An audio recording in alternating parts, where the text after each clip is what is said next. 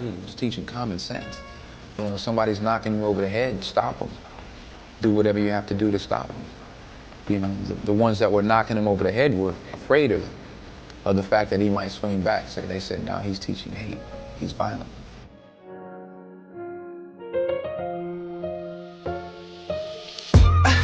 Black skin, white mask.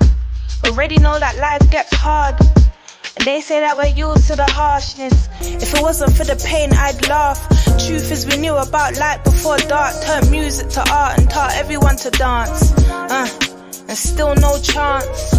Freedom must be too much to ask. Bleeding from the ache in my heart. Sometimes I wish it was whites in the middle like France. No, I'm not racist, just jarred. Got hate before bush, not plants.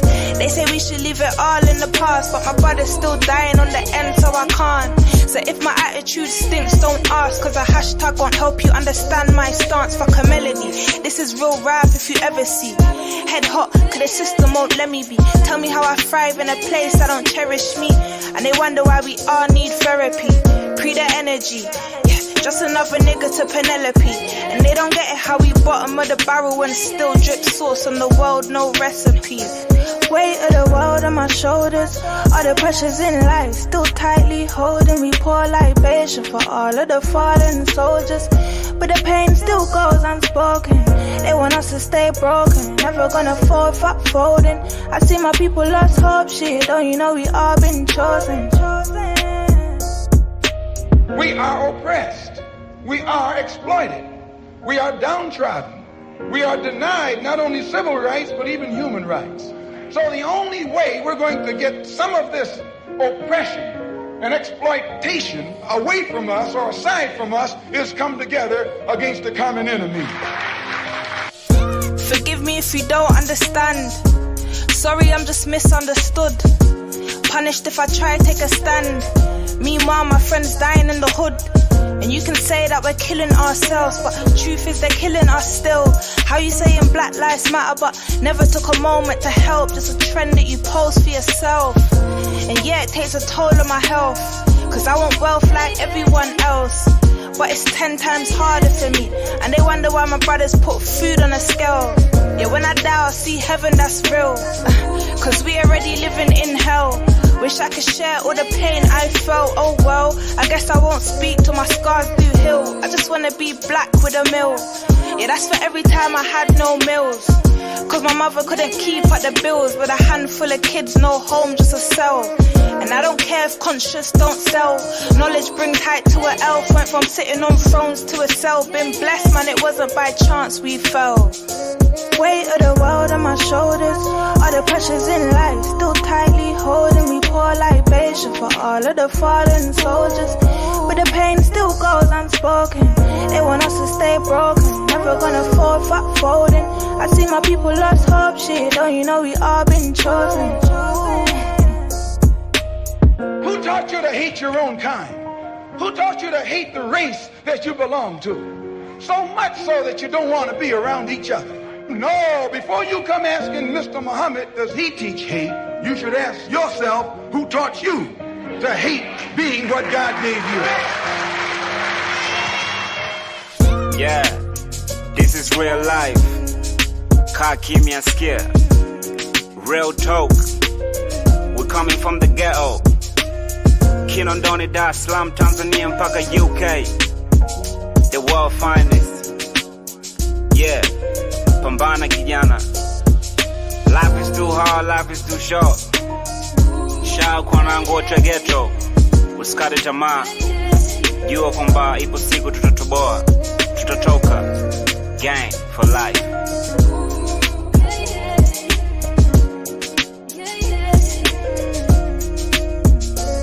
I am the true name.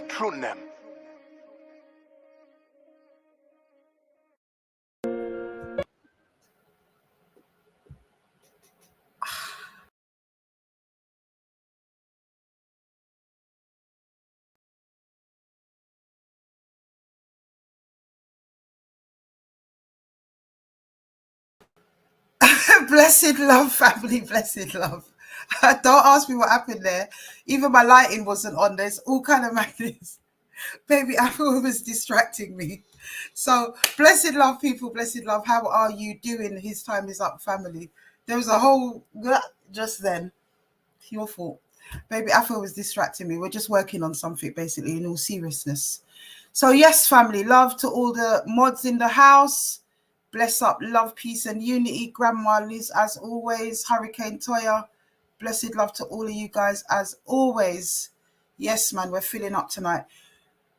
Before we get into the main item of this evening, you guys might have seen the Instagram earlier on this week, and you might have seen the video that I put out as well, which is a shout, basically, for you guys to join me at Lewisham Police Station on the 21st of September, which is next week, Saturday, because I'm being questioned, people, at Lewisham Police Station. I've said it on the video already. I'm going to have that running across so everybody knows. Please come and join the war effort, because we've had enough now, really. It's been going on from the offset, from the time that we started this in 2020. Death threats, weird shit coming in from God knows who. And once I landed back in the country, you all know I've been very transparent. I've shared with you guys everything that's going on. And you guys know that the police have harassed me. There's no doubt about it. They continue to harass me. They continue to investigate. You know, I'm not saying they shouldn't do their job. Yes, investigate. Somebody's made a complaint. Investigate. Do it the right way. But it should work both ways. We all pay our taxes, don't it? When it comes to the onslaughts that have come our way, they investigate nothing. In the same way, they refuse to investigate so many cases of historic sexual abuse, which we out. So I find that quite ironic in the first place. And we're not going to take it laying down because it's not fair. I'm very happy to go in, as I said to everyone before. It's not an issue. I've been invited in for an interview, not a problem. I will attend with my solicitor, as I always do. Not a problem. No one's running from anything here, because I firmly believe that what we are doing is in the community interest. If it wasn't in the community interest, or if there wouldn't be a need for it, if the CPS took the cases seriously, there wouldn't be a need for it if people like police informants weren't allowed to run with impunity in our community, that rhymes, and terrorize us. That would not be happening. We would not exist if those types of individuals were not allowed to do what they do by the Metropolitan Police Force. I've said it, and I've said it time again. We shout it every year in Windrush Square, omitting last year, of course, but we've been shouting it every year since 2020, apart from 2023 last year. We'll be shouting it again this year in Windrush Square. It is not a secret. And I am the sacrificial lamb. I am the fall guy. And I continue to be the fall guy year on year at the cost of my family, the cost of my children's mental health, if you like, because they're not happy about what I do and about me putting myself in the firing line. They're quite right in many instances that when it comes to the doo-doo hitting the proverbial fan, we see very few people around. And this is why I love the people I got right now, because they are faithful to the end. Do you understand? I know who's riding and dying with me now. And we can thank the last spate of nasty people that were targeting people for that, because you did me a favor. I was able to drain the swamp and separate the wheat from the chaff, as it were, right? But let's talk a little bit more about that at the end, about the action that we're going. And I've called it Don't Shoot the Messenger demo, because that's what it is. They keep shooting the messenger with defamation and police interviews and so on and so forth. And so on and so forth. Thanks, darling. You need the little ones for the technology. There's something I wanted to show tonight, and only the little ones could do it for me, honestly. But without further ado, it's gone blurry, has it? Oh dear. It might be the fact that I don't have a green screen up to stabilize the background. Is my face blurry or the background's blurry? Let me know. In which case, I'll clean the camera. Yeah. Let me know. All right. Is it? No, we're not answering. Okay, it's gone blurry, but I don't know what's happening. I'll try and fix that in a second. So tonight's face is blurry. Okay, give me a moment.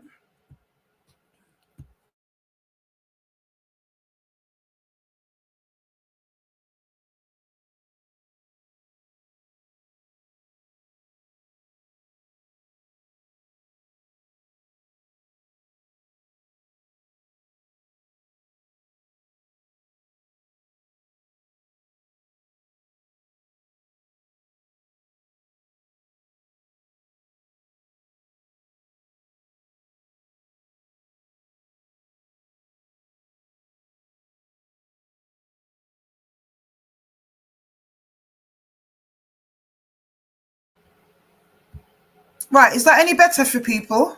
Is that okay? Switch to 720 on your settings, people.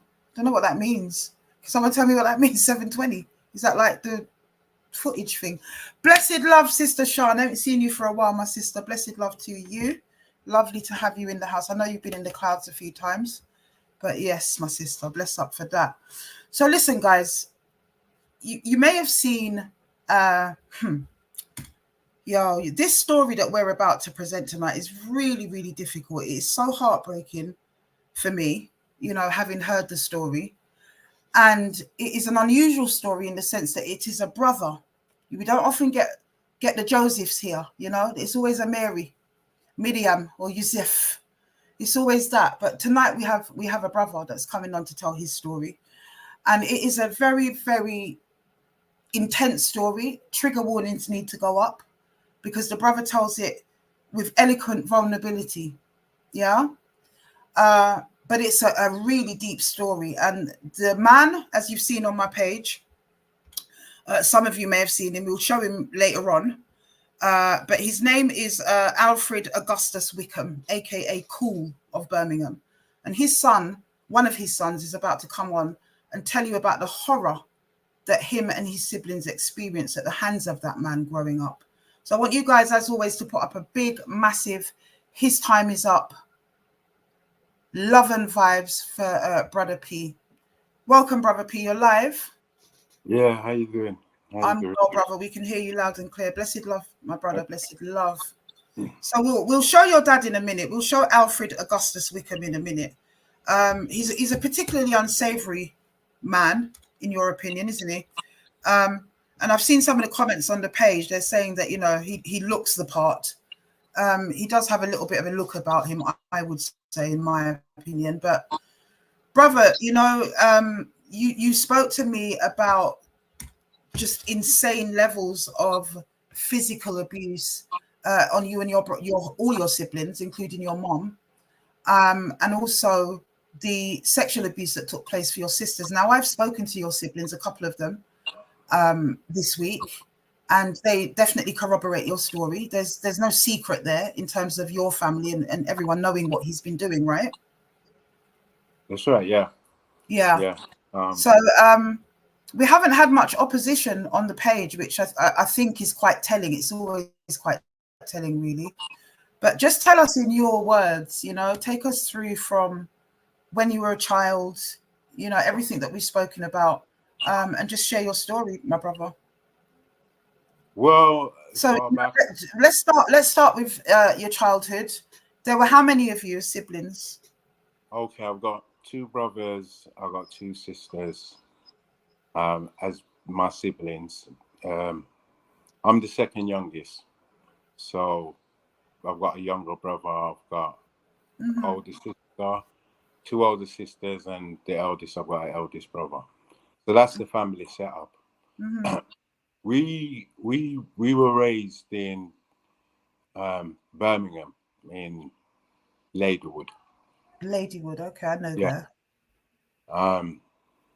Horror stories started before that. I can't get it clear because we're going back a number of years. We're going back to the 70s. And you're in your 50s now, aren't you? I'm in my 50s, and that part of my life I could never ever forget. The damage it has caused me, and when I look at other siblings and I see the damage, and the worst thing is, you know what it's about. You try and do something, and when you have that kind of brutality, especially with your own kids, it's madness. So to me, my story is deep. I mean, I can and I will start with the torture, because it wasn't beating, it was torture. And this man used to do some horrible things. I was a bedwetter for a reason. I used to wet the bed every morning. And the torture what I endured, knowing that I'd wet the bed, This man used to force me to drink my urine. This man used to throw the piss pot over me, which my brother shared at night. I would get that dripping all over me. Then I would have to run around the reservoir to dry it off. And then I would be sent to school, ranking of piss. And that is my experience. And this is like a routine. It was a routine until common sense prevailed where you had to get out of that situation. This man is a monster beyond belief. What he has done to me. My brother, I usually turn my camera off to fiddle with things and upload stuff, but right now I've turned my camera off because I'm crying, my brother. Every time you've told me, I can't hold it back. Honestly. I try to understand why he does what he does. Where did he learn that kind of behavior from? Because you're inflicting it on your own children. You know, you're inflicting a when I talk about slave mentality, it's not a slave mentality. It's like you sat down and I'd experienced it yourself, learned how it felt, but to want to inflict it on your own children. And to me, that is deep. That is some deep, deep, devilish behavior. It came from some, because some of the things what he did, you know, it amounts to torture. It Absolutely. really does amount to torture. Now, I'm talking about my own experiences. You know, I mean, you can ask me any question. You want me to go deeper into what he used to do? The man is a sick, but he's not sick because he's cunning with his illness. And it's not an illness, it's a badness. And it had to have come from somewhere. But this man was so brutal. The suffering, this man even put me in a coma. But you see, let's go back. Let's take it in chunks, my brother. I know it's really difficult, but you're actually quite used to sharing. You're the one in your family who, you know, has broken all generational curses, and you're speaking out. You've been speaking out, and we're going to get to that part in a second, you know. But let's go back to a typical day in your life at that time when you were growing up with your mum and dad. You know, let's get back to early in the morning. You've wet the bed, and he's done those unspeakable things to you. What happens after that in a typical day? I mean, my mum wasn't there. My mum literally was forevermore running for her life. Yeah. I remember one moment when I was very young, when he decided that he wanted to beat her. I think he lost some money from the bookie. Yeah, he must have lost a bet or something like that. And he come home with that anger and attitude and decided to take it out on my mum. And I remember she picking up an ashtray and busting his head.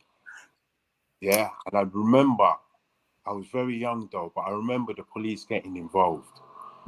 But this man used to beat her and beat her. And as a child, and you're hearing your mum screams, you know, from this man. And the same beating he gave her, he will give to us. This man was a brutal man. And some of the beatings I've got, I mean, I've been put in a coma.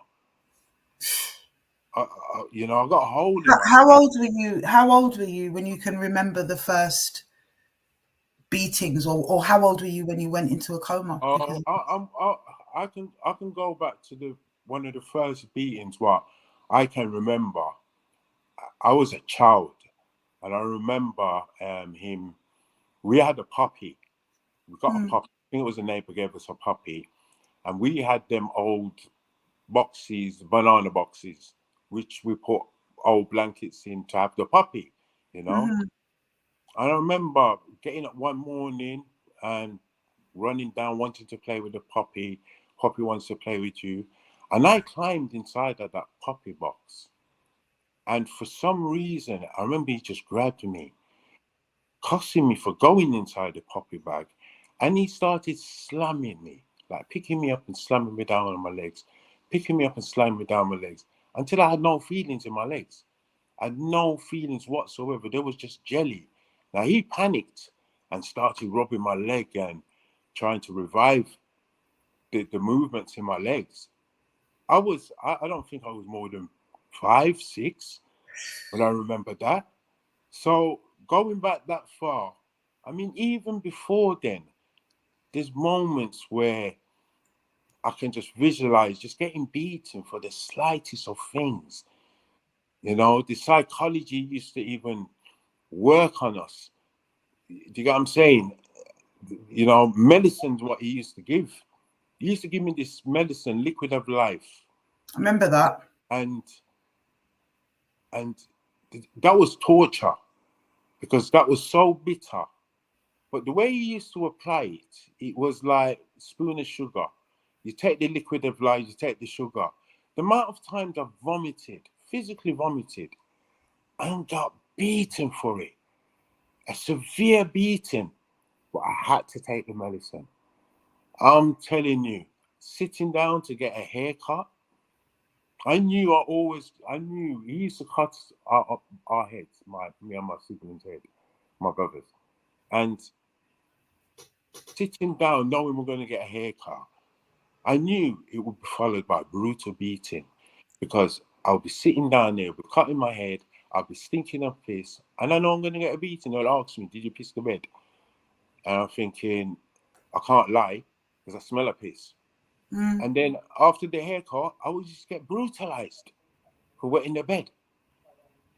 And this came in different forms, in different ways, what it went on for years.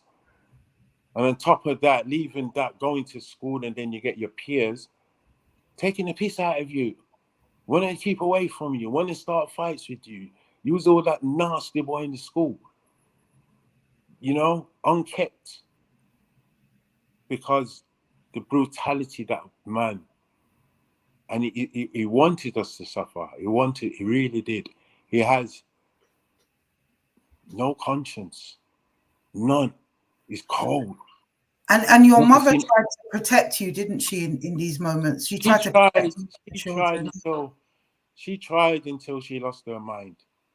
She tried until she lost her mind. She had a breakdown. I don't think she ever recovered from it.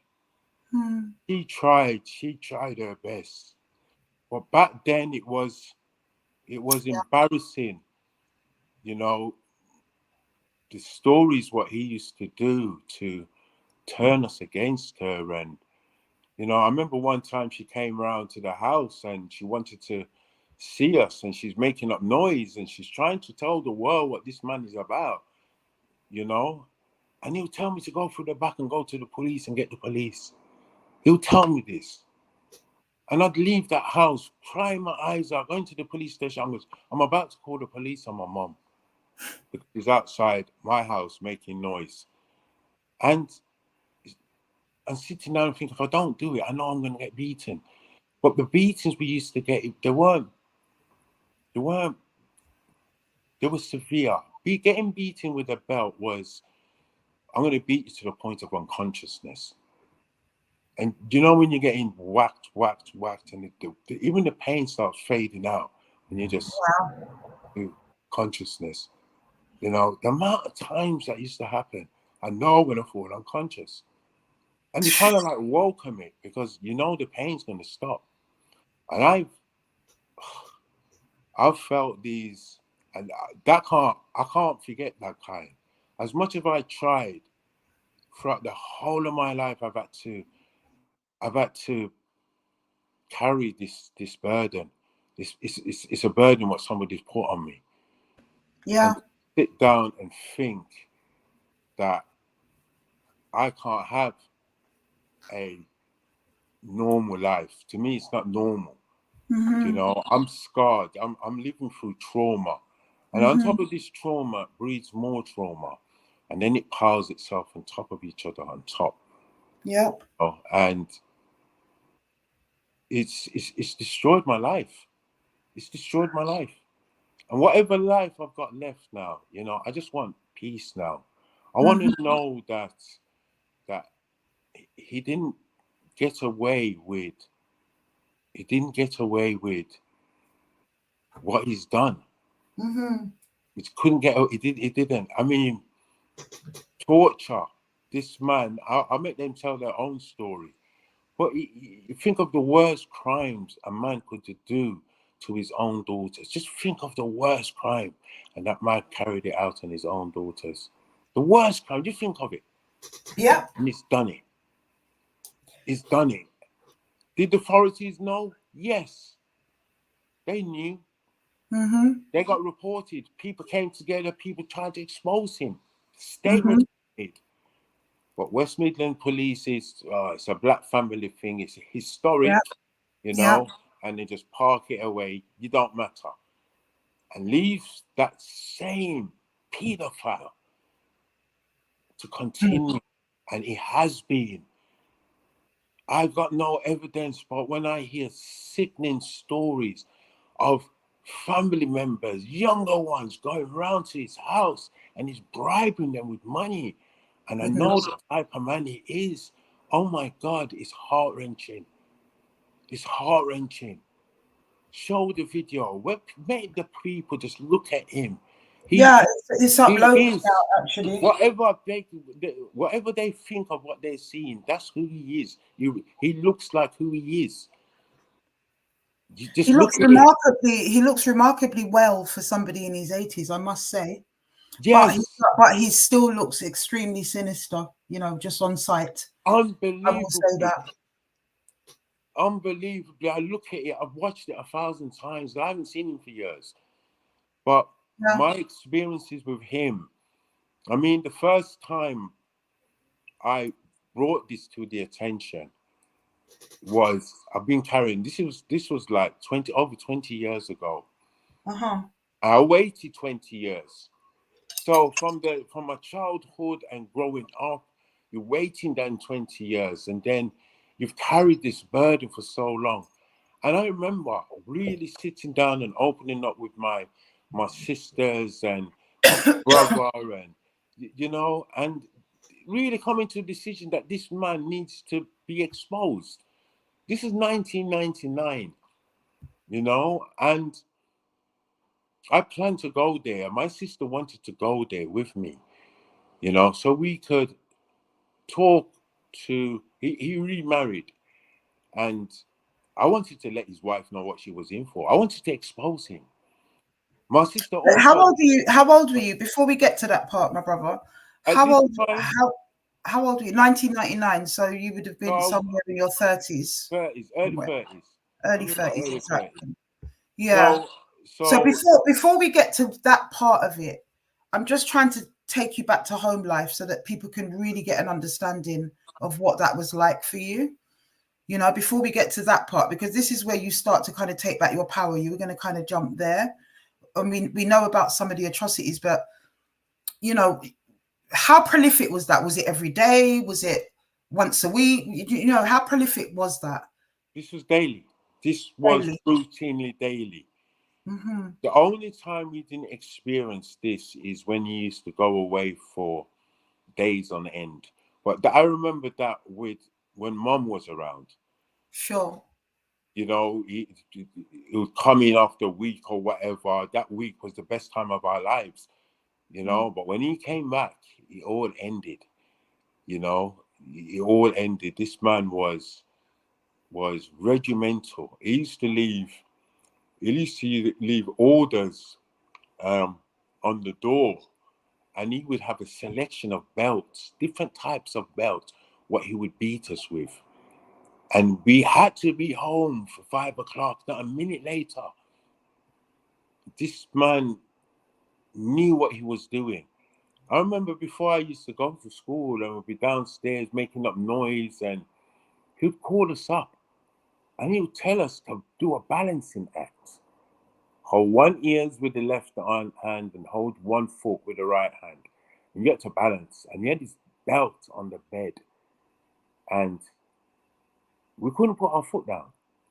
we couldn't put our foot down because he would beat us before we went to school with a belt, and it would be severe. This man had no measures of how much pain to inflict. Like he went frantic with it. You know, us Jamaicans, we make joke about the different types of beating where Yeah. your parents would beat you and talk at the same time where they're putting one down on you. I mean, he used to grind his teeth. That was what he used to do. Grind his teeth when he used to beat us. He used to.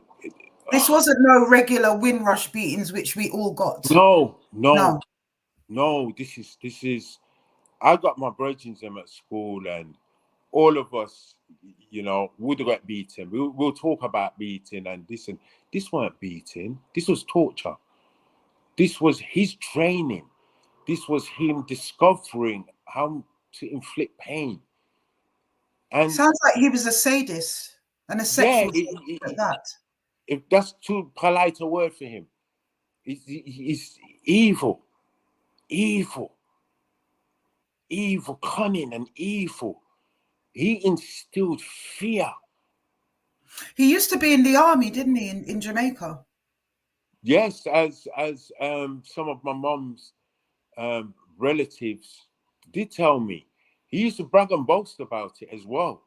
When he used to tell his stories back home and how he used to live off bread and water and dry bread and water. He's always say these kind of things and tell his story like back home, but this man did some bad things back there, because I'd always remember when he used to stretch out on the settee and start, he would be sleeping, and then he would like he's haunted in his sleep. He was haunted. I used to sit down and watch this. This was every time he used to lay down. He had demons coming out of him. Moaning in his sleep like he's being attacked. Wow. And then wake up in a cold sweat. Next thing you want to know, he wants to inflict pain on some child around, find an excuse to inflict the pain. He thrived off it. He exercised on inflicting pain. I've never come across such a cold human being like that. But it's the fear, the fear he grabbed. I don't know. I'm telling you this, but it came a point where it was about life or death with my siblings.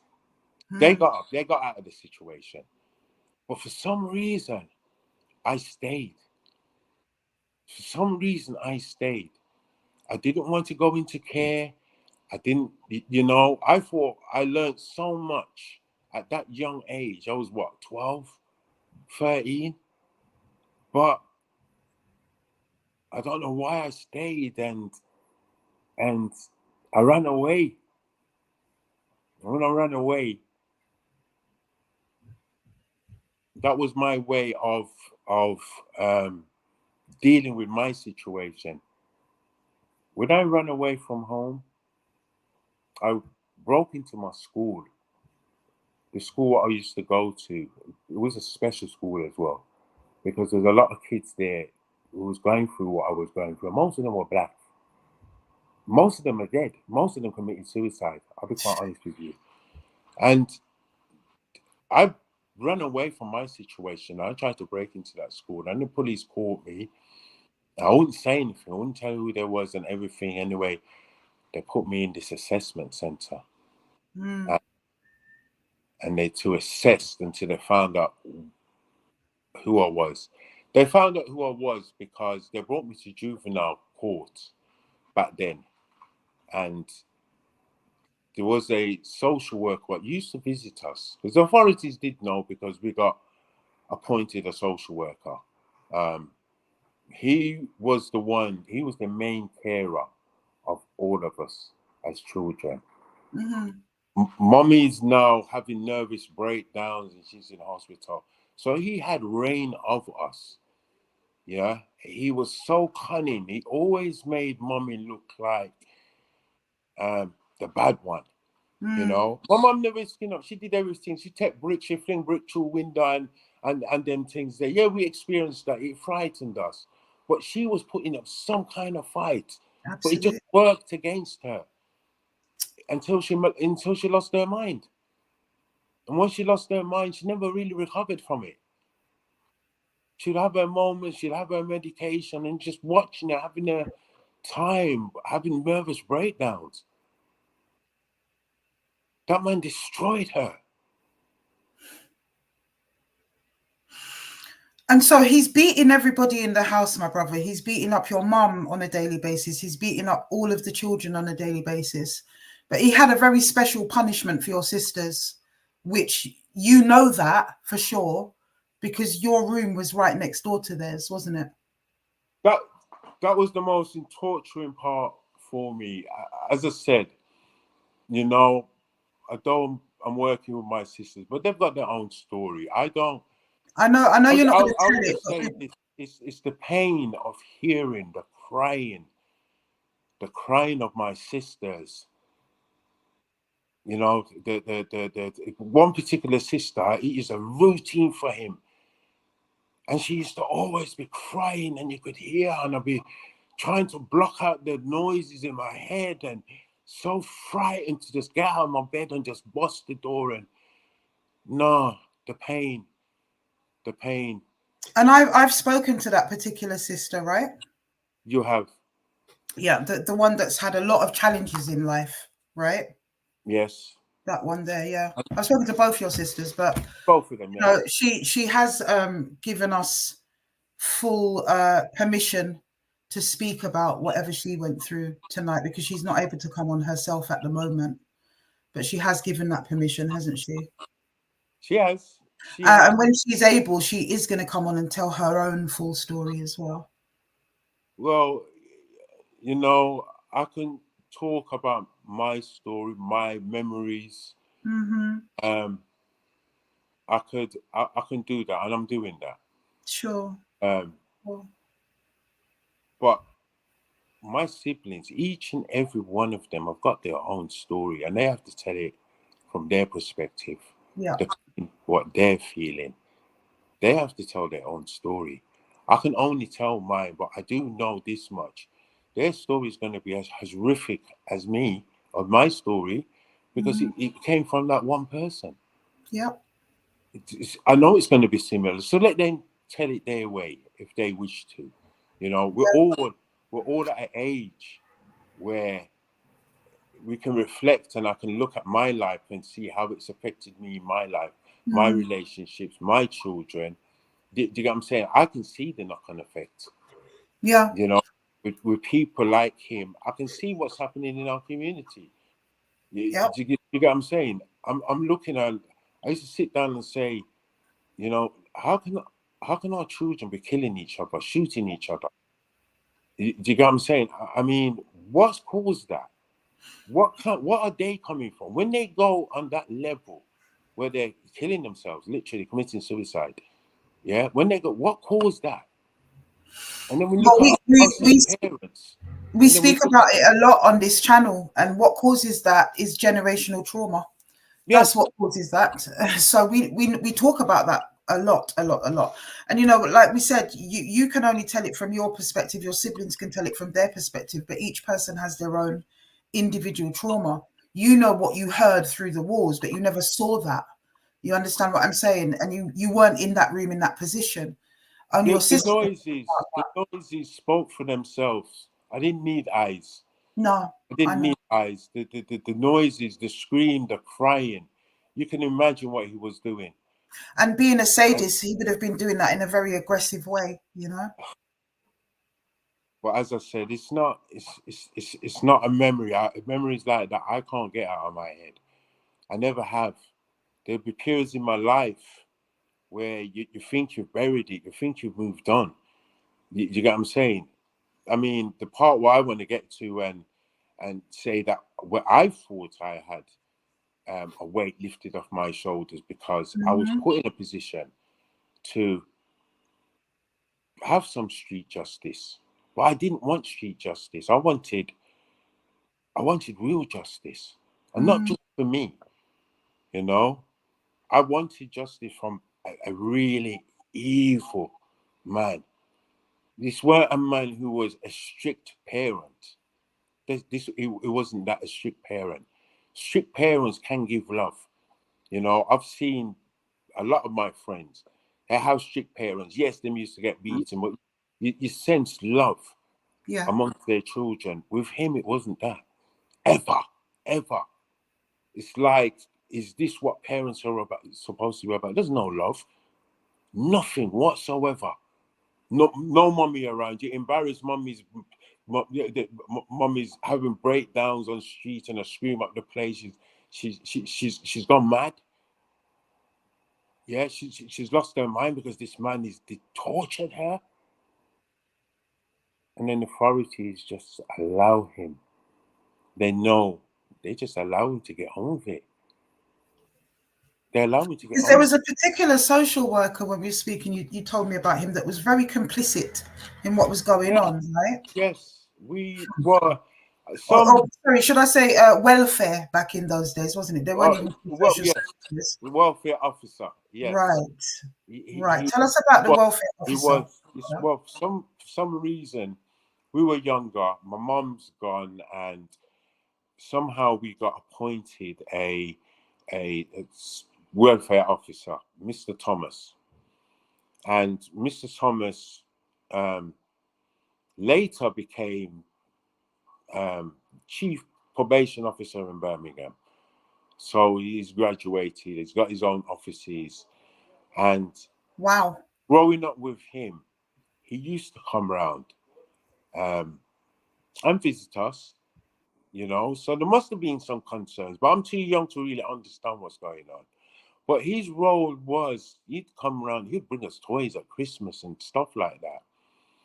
But he started becoming so pally with this man. They used to drink together. They became pally because I don't like to call him father. He's not my father. He fathered me, but he's a paedophile. I call him a paedophile. Yep. They became friends. So this man would come around and visit us and not recognize what's actually going down. Is allowing it to happen, like he's turning a blind eye. Well, he's recognizing it, but he's not doing anything what he's supposed to do. He's been convinced, a single father bringing up 5 kids on his own. That's how he's seeing it. So it's going to be hard for him. It's unheard of, a man bringing up his kids on his own. No, we were commodities to him. We weren't raising us. He weren't raising us. We had to run for our lives. All of us. We had to run for our lives. And some of us got pushed back into the situation. Even though we ran from it, got pushed back in. And it continued. What do you mean green flag? In, brother? Like, what do you mean by push back in? In what way? My sister, she ran away. When it started on her, she ran away. Mm-hmm. She ran into care. She told them what was happening and everything. They kept her a couple of weeks, and then they pushed her back into the same environment. Pushed her back in. Same thing started happening. She ran away again, and they pushed her back in that situation. That happened a lot in black families in those days. A lot. You know, I know, but as I said, she's got her story. Honesty is asking, was the welfare a black man? The welfare officer? Yes, the welfare officer was a black man, Mr. Thomas. Of course he was. And he became the chief probation officer. He became chief probation officer at Birmingham Juvenile Court. Is he still alive? That's where he really operated. Now, do you know if he's still alive? I'm not too sure. We'll have to find out. Because you know, if you're successful in the things that we spoke about behind the scenes, then I should think that he should be sued at the very least. It's not about suing, it's about exposing him. Yeah. You know, these people want to retire, have done a good job and retire with honor and live out the rest of their life. You know, why he did what he did.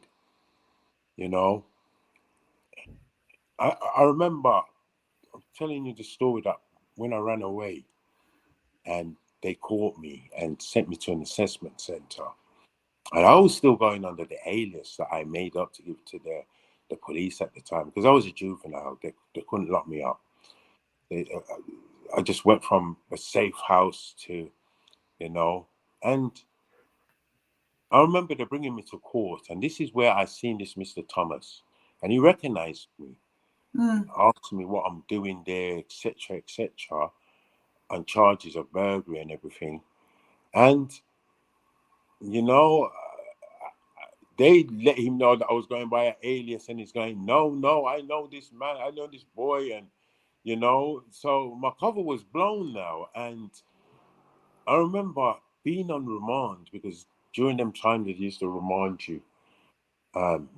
As a child, I went into an assessment center, and I had to wait in there to get sentenced before I went to court to get sentenced. I remember my crime. They charged me with attempted burglary. And my Attempted crime, burglary. Okay. yeah, attempted burglary, not actual burglary, attempted. But I didn't get it. Okay, and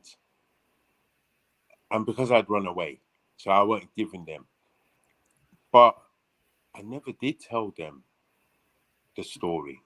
The authorities at the time, I ran away. Even the probation officer, I didn't tell him. But to me, you kind of know what's going on. You know what's going on. Why else are you there? Why else are you coming to see us? See the kids and look about our welfare. Why else are you there? You know. But you know something? The man recommended that I did bolster training. He recommended that I did bolster training. And his words, I'll never forget his words. Go there and learn a trade. That's what he said. I'll recommend that you go there and learn a trade. And he sent me to Worstel. You know, that happened, Running just away. sorry to cut you, brother, but that happened so much in the system. It was epidemic almost at one point with that Borstal system. It was known as short, sharp shock. It was a policy that the government brought in for the time of what they call the crime of delinquency. Yeah. So if you were seen as a juvenile delinquent, which was a lot of traumatized children, as the brothers just described, acting out, running away from home.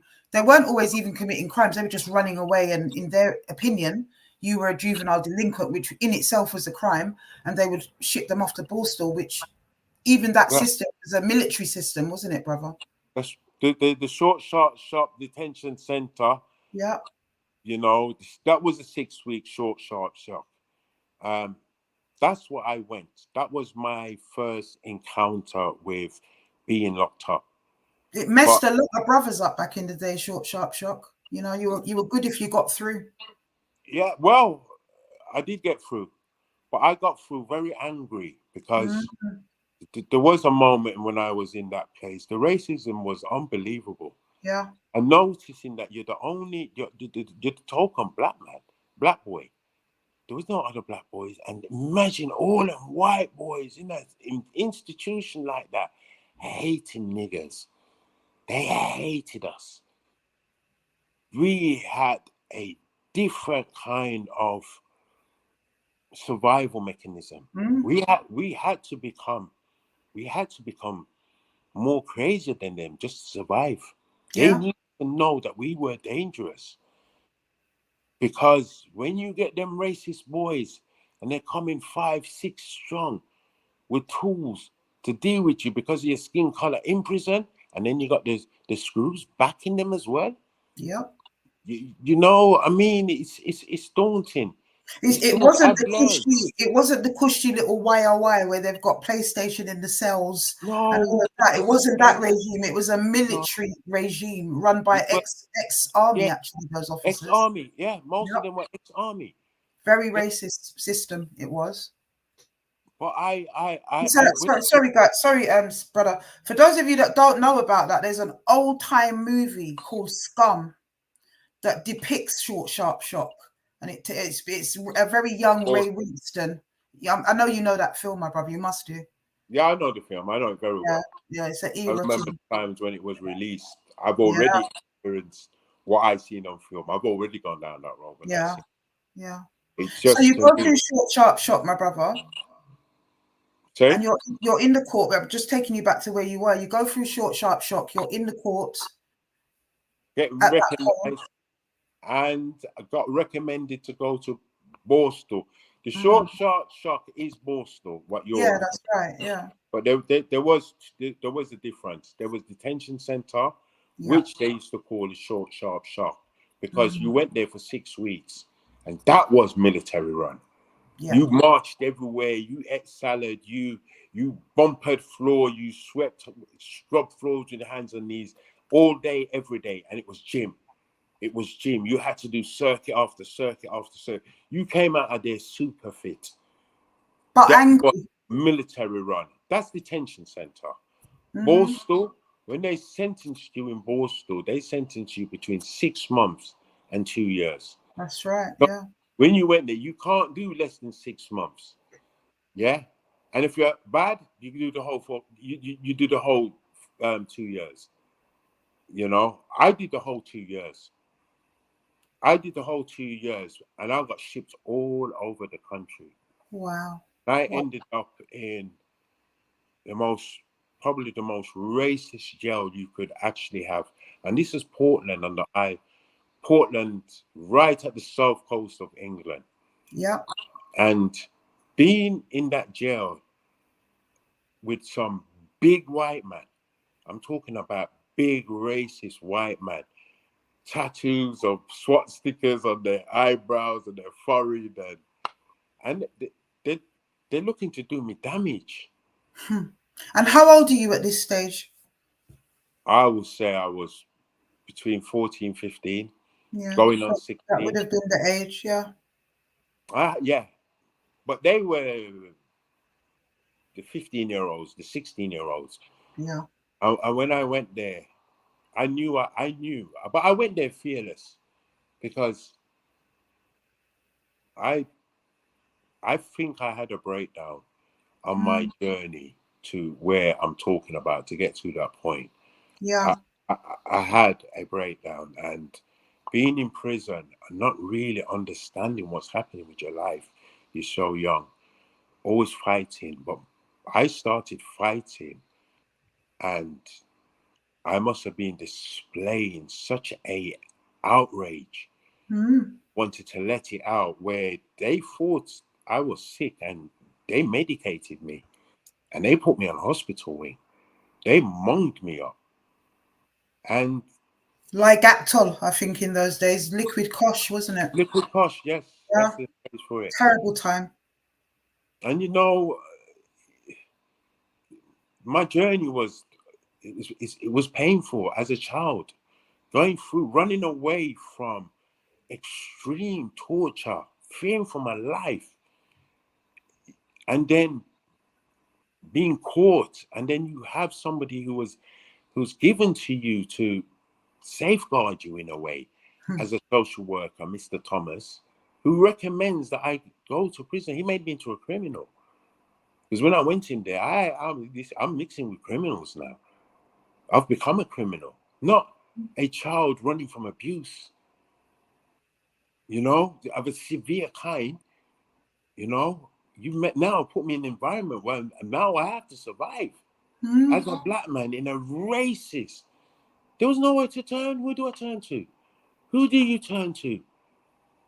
You can't trust anybody you turn to, because even when I was in the assessment center, the racism there, where I ended up being knocked unconscious by the staff, and the amount of sexual abuse is what used to happen in them places at that time as well. There was nowhere to go. It was harsh. We've come from this absolute sadistic monster of a father, as you say, into that environment. And so you come out the other end angry, of course, angry, traumatized, brutalized. What happens next when you get out of there, my brother? Well, I can say that you try to just get on with life, innit? Things that happened. So, but did you go back home at that point to him? Oh, after Borstal, no, Okay. no. After I came from Borstal, I moved away. I jumped on the train with my platform ticket, past 2 pence, hide between the chair seats, and I came to London. I'd run away, started sleeping rough, going in to shops to thief tin of corned beef and thief onions off the market, and you know, there was this dread what took me in. Nowhere to go, nowhere to sleep. I remember he looked at me when I got into London. He looked at me and asked me, "How old are you and what you doing?" And he goes, "No, you can't stay on the streets." I remember but he was squatting. But he brought us to the same house where he was squatting at, and said there was a room there and there was a wet carpet. And I never forget, you know, it was so cold. And I had to wrap myself up in that wet carpet, moldy, old carpet. I'll never forget the crying what I did. But I would not go back. I would not go back. And I made a decision to go to my aunt, who's his sister, his sibling. She lived in London at that Yeah, time. he lived in London, yeah. Oh, So, thank God you had a family member. That's horrific. and And at this time, you're about 15, 16 by now, right? yes, Yeah. this time Wow. that's Child. this is where I am now. And yes, my aunt, she you know, she took me. She always loved me. She always showed a lot of love towards me.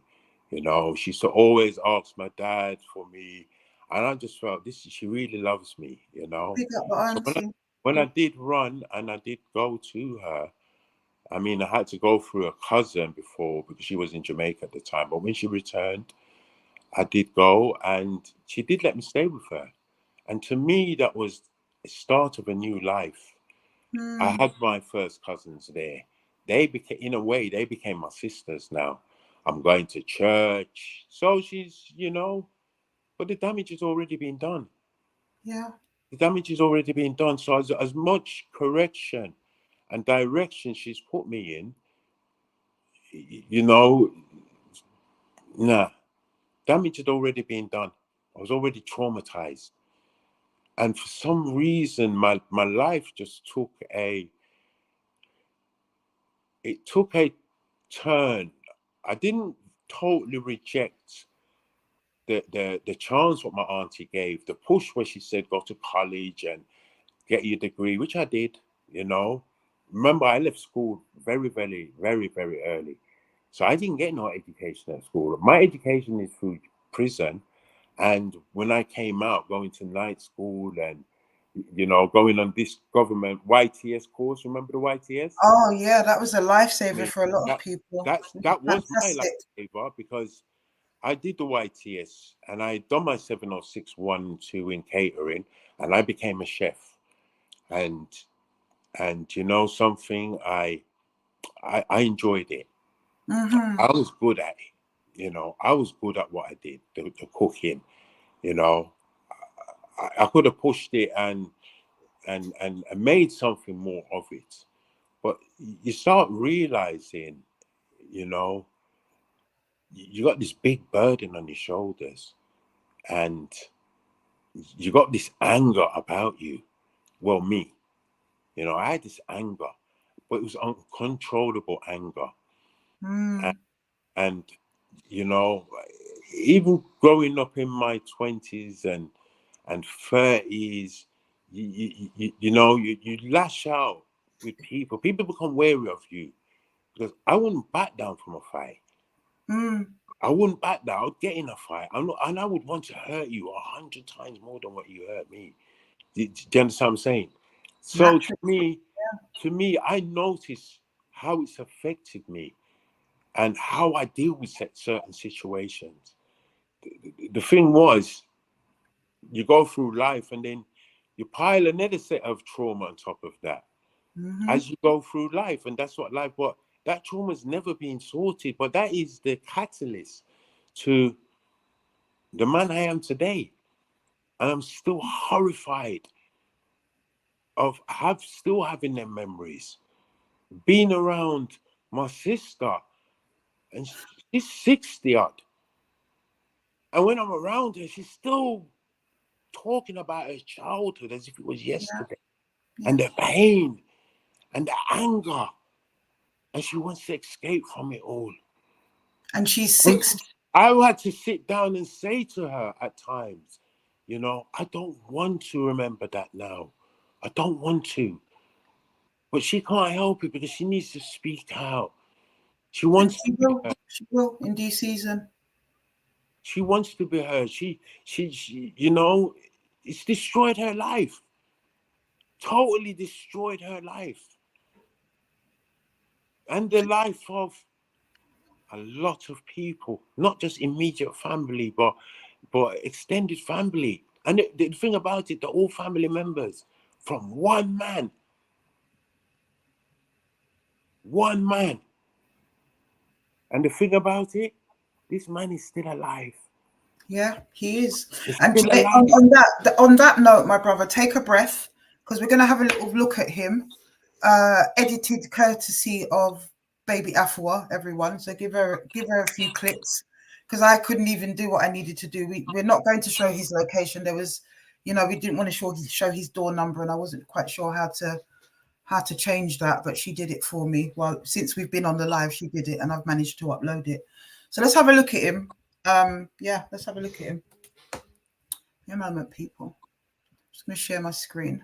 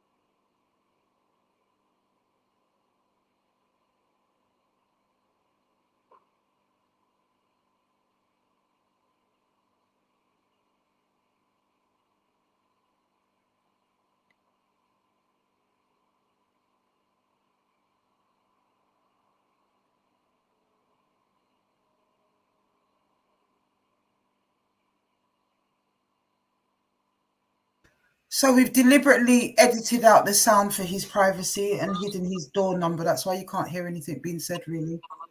Oh, there is some things being said there. It wasn't playing at my end.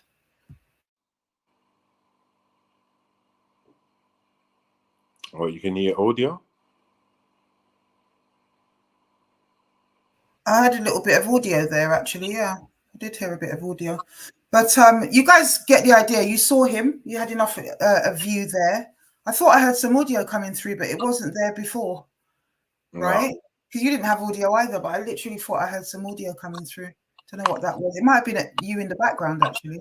Should have told you to mute up. If anyone else wants to see the rest of the video, let me know. But it's pretty much just him chatting. We get the point. Yeah, so that's him. That's Augustus, isn't it? That's Augustus Whitfield. No. Sorry, Wickham. I've said it wrong. Whithead. Wickham. Witham. Wickham. Yeah. Witham. Augustus Witham, also known as Cool. Alfred. Alfred. His middle name is Augustus. You know I'm bad with names, my brother. I apologize. Alfred Augustus Wickham. Alfred Augustus Witham, aka Cool. Yes. Right. So for any of the old people, ask your parents, your grandparents if they know this dude, because he's still, like you said, you worry when younger members of the family visit him, right? Yes. And he bribes them with money, and we don't know what's going on there. Is this man still offending? Potentially, allegedly, is he still offending? You know, we don't know that. We don't know. I'm not there.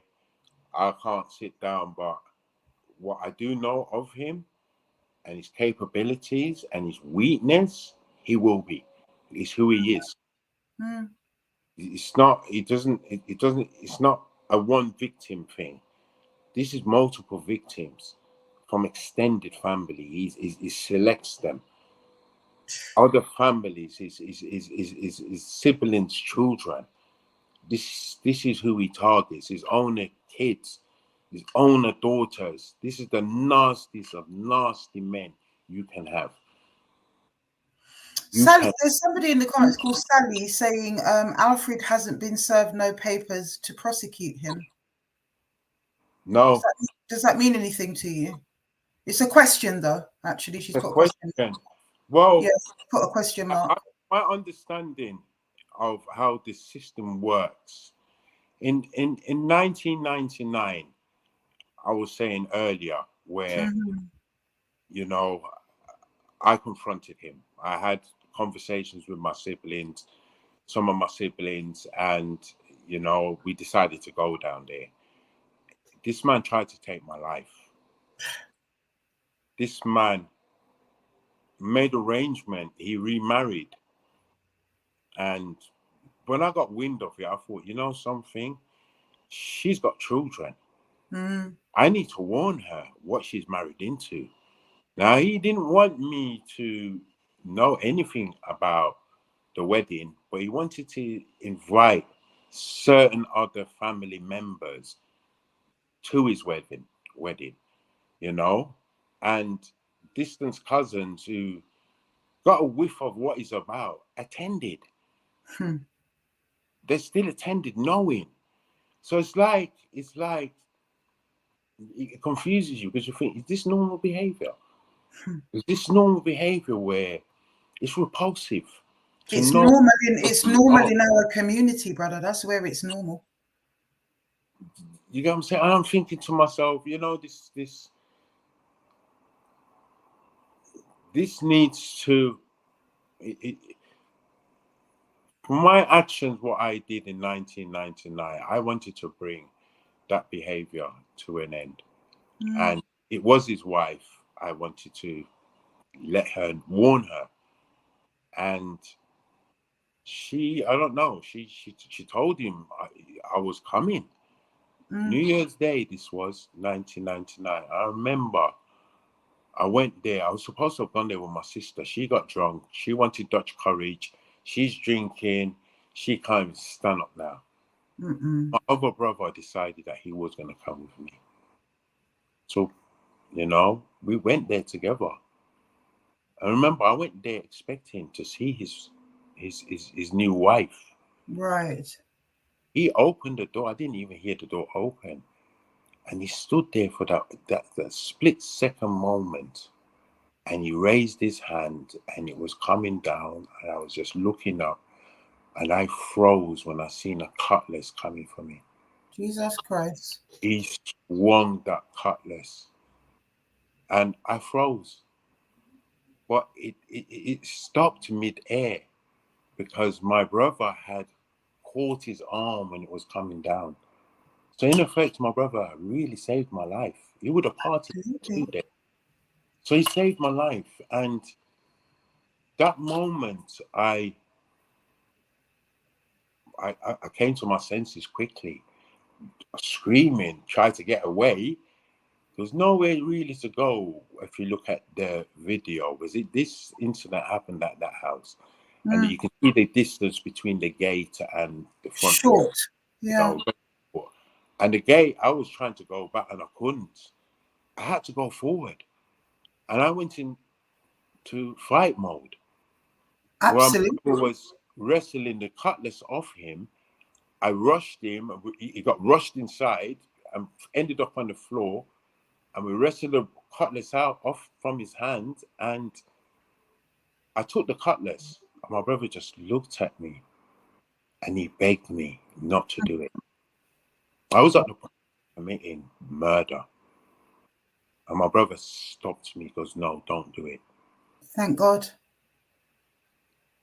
And I decided just to take out all that anger and frustration bottled up year after year, all the trauma, all the pain, and I just let loose on him.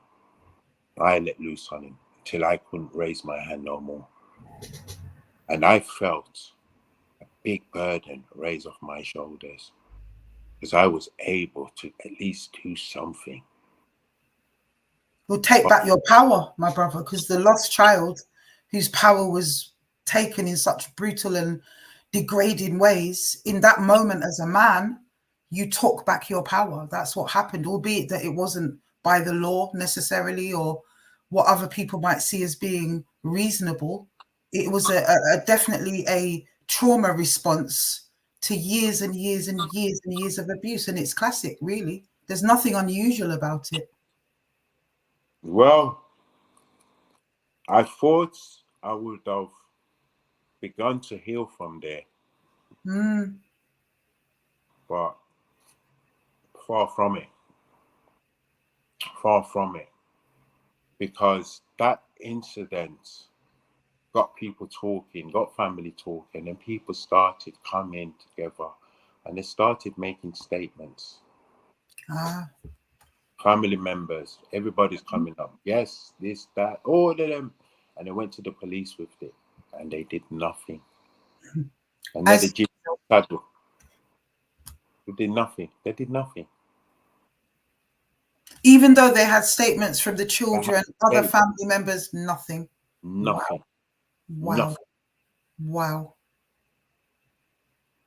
So I want it reopened. I'll be quite honest with you. You know, 1999, I prayed to God. I put a prayer on and I prayed that this man would live long and suffer. I prayed. And right now, my prayers have been answered. He is living long. He's living long. He looks like he's still got a few years in him. I don't want him to do that in peace. Not for what I want him to understand what he's done. And you can't do this because you've destroyed lives. You know, am I going to expect him to apologize? No, he hasn't got it in him. He's demonic. He can't help it. But it doesn't make it right. It just doesn't. He needs to face. I want to get on with my life. I want to see my siblings be able to deal with this trauma. I don't even think they know to the extent the trauma goes, how deep it goes, you know. But I do. I want to see my siblings be able to deal with it better, especially my sisters. Especially one sister. She's not going to rest until this is dealt with. She's traumatized till you can't be traumatized no more. I mean, I spoke to both your sisters, and there's one that is, like you said, the 60-year-old. She's more than traumatized. And that, you know, really at that raw stage as well, where it's not been resolved. She has to move on from there. And I spoke to your other sister who, you know, she's deep in the church and she's managed to navigate a way out of that trauma, that she's able to have, you know, a calm and decent life. in her opinion. So, you know, there are different ways, and it's classic. Your whole family, your whole story, each sibling that you've spoken to me about, we haven't spoken fully about them here, but it's such a classic example of how each individual child deals with that level of trauma. It's a spectrum. There is no one way. It really depends on natural character and other factors and stuff like that. You know, your sister that has managed to settle and have a really great life, husband, children, grandchildren, fantastic life, and is deep in her church. She was able to run away from quite an early age and land herself in a really good foster family, wasn't she? So for her, that was the protective factor that she was then able to thrive from within her childhood. If you don't get that, it's just utter devastation from that point onwards, you know? Yes. And yes, we did go down different paths. Yeah.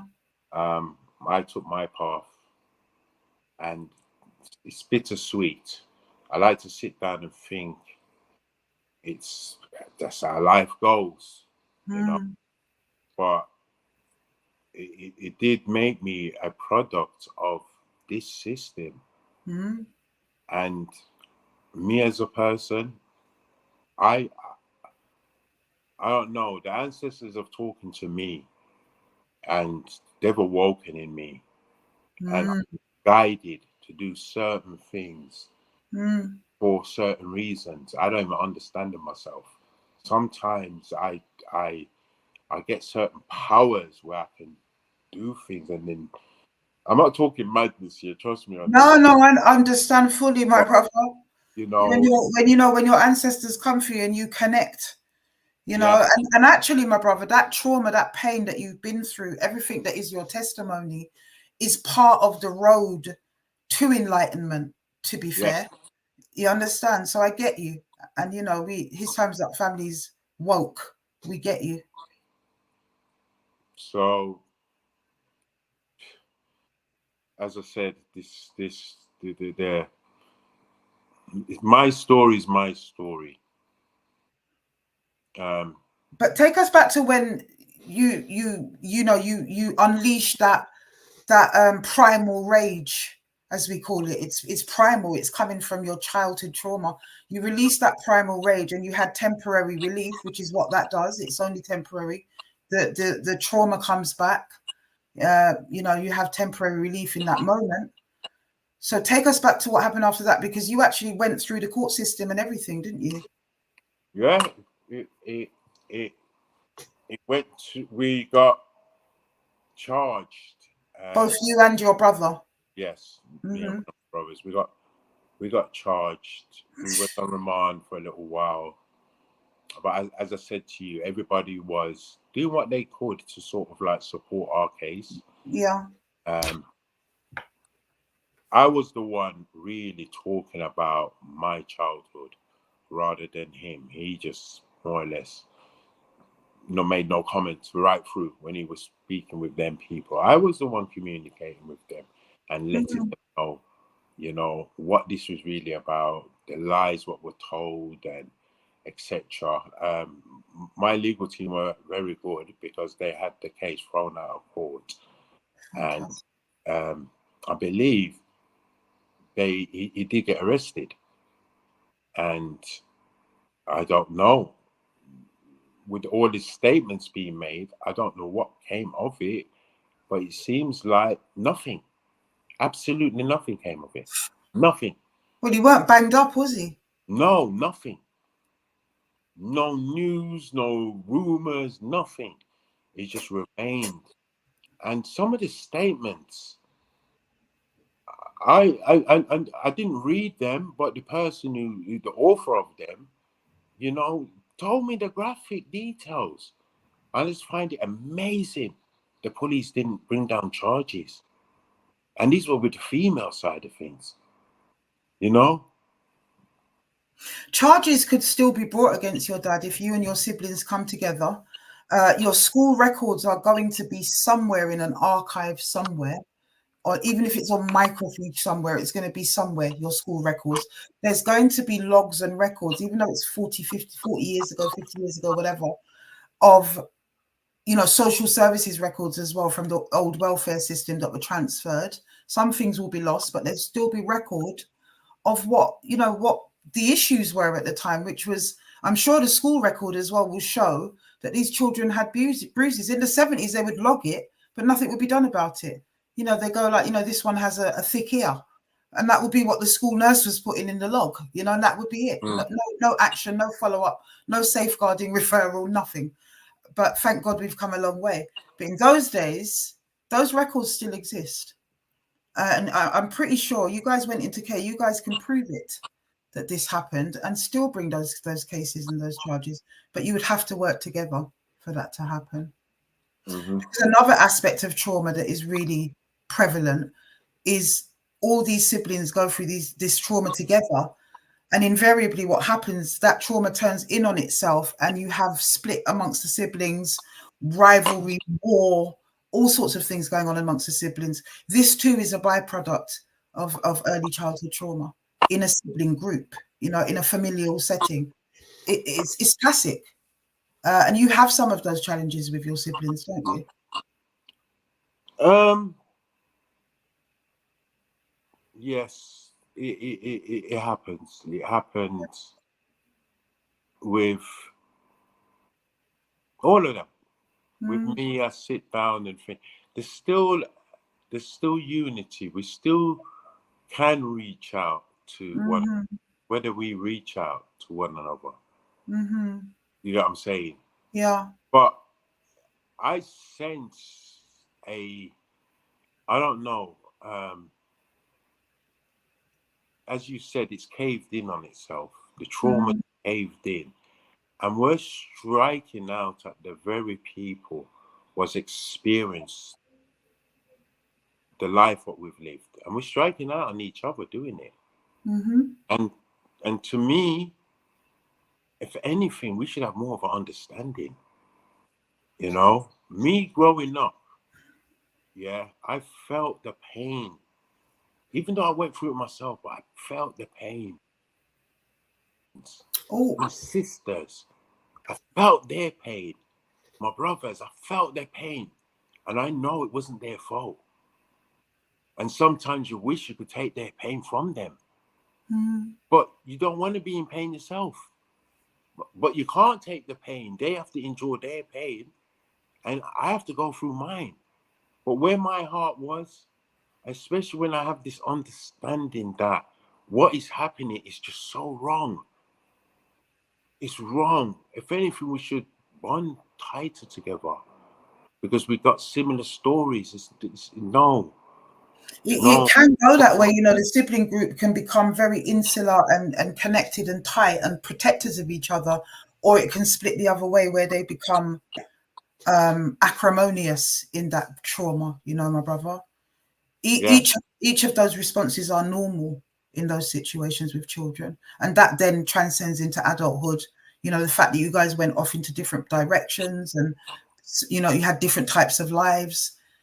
It's all sort of come together. My hope and my prayer for you guys is that in this trauma, in understanding this trauma, you guys will get to a point where you can actually sit down and rebond as a sibling group and get through that trauma together, you know? That will be my prayer for you guys. Well, you know, I can say, and thank you for the prayer, but I can say, you know, my story is just one. It's extreme. You know, it is extreme. It was an extreme parent, one particular parent. And he wasn't a parent in any shape or form. He was a torturer. You know, it wasn't about parenting with him. None. No love, no, you know what I mean? It was nothing like that. Just brutal. And to be able to know that you've got siblings who's gone through that brutality, who can or has turned on you. You know, 1999, I actually ended up not speaking to my sister for over 20 years because in a way we didn't have this understanding. I'm having that understanding that she went into the church and it was about her way of dealing with it. So she went into the church, she threw herself into the church, you know, and she used to quote certain things from me, from the Bible. Like, you know, it says in the Bible to honor thy mother and father. And logic with me, how can I be treated like that and welcome that or honor something like that? No, I couldn't. You know what? You know what really interests me about that passage, because that's kind of triggered a memory for me. My mum used to run that one as a mantra in our house: honor thy mother and thy father, that thy days may be long upon the earth. And one day when I was about 14, 15, I think, I actually read the Bible myself and realized that the very next passage after that is, and parents, provoke not thy children to wrath. And I actually said it to my mum when she was quoting this mantra one time and got a bit of a bloody nose. But yeah, for quoting the actual scripture. They only pick out the bits they want. It's crazy because it works both ways. Yes, we must honor our mother and our father, but only if they provoke us not to wrath. You know, when that happens, the contract is broken. Yeah, nil and void, as they'll put it. Yeah. But you know, she went down the church. She found her peace there. You know, the rest of us went on our own little journeys and did what we needed to find our peace. You know, I haven't found peace. The thing with I haven't found peace, and to know that this man has brought so much pain to me, my feelings here, and continues to do it. I'm sitting. I can't live with that. I can't live with that. I've tried, and I almost lost my life, and I ended up in prison, and still nothing happened to him. It's like I failed. My job is not complete. You know, this man needs to be. Justice needs to be seen to be served. And it needs to send a message out to these people that the ancestors will come back. They will wake up. They will. They'll come back. And Mama's passed now, hasn't she? Your mum's passed away, hasn't she? You know, rest her soul. She's passed away, but she had a hard life. And it's so R.I.P. Mummy. It was so sad with my mum. The life she lived. Just by marrying the wrong guy. Yeah, well. Horrendous. She's at peace now, but what a life, full of pain, as far back as I can remember, as a child. You know, going to mental institutions to visit your mom, you know, and you sit down and think, this man has caused this. This is the different level of damage he's done. You know, and then to his children, and then to his extended family members. And a pattern, he keeps it within the family where he knows and he can control, and he uses shame as a silencing tool, you know? This is a man that should not be on the street. But at the same time, this is a man that needs to live a little longer to understand the pain he's caused. Death is too good for him. Death is too good for somebody like this. He needs to feel what he's been inflicted. And the pain he's caused a lot of people. I'm that one who's saying, you're not getting away with it. And you know, my brother, this is why we do what we do, because the biggest pain that those kinds of people can feel, it's not even prison. It's not even, you know, obviously he should go to prison until he dies. You know, if, in my opinion, but he should go to prison. But the biggest weapon that you've got against them is exposure. It is the community that they live in, realizing who they are. and no longer dealing with them. You know, let them die alone. And that's the biggest thing you can do. And you're doing that right now. You're letting the people of Birmingham know who this man is, not to harm him. If anyone has information that can help with the case, that I'm certainly going to be working with you and my brother to put together, to try and get this man to justice, then please, please, please DM me, because that's where we're going with it. He's an old man. That, you know, there's not, what can anyone do? You can't beat up the old man. Do you know what I mean? It's about the exposure. That's the biggest thing. If he realizes, and when he realizes that everybody knows what he's done, and that if they find him unsavory and he will be alone, that's the worst punishment he can have. Yes, It is. I agree.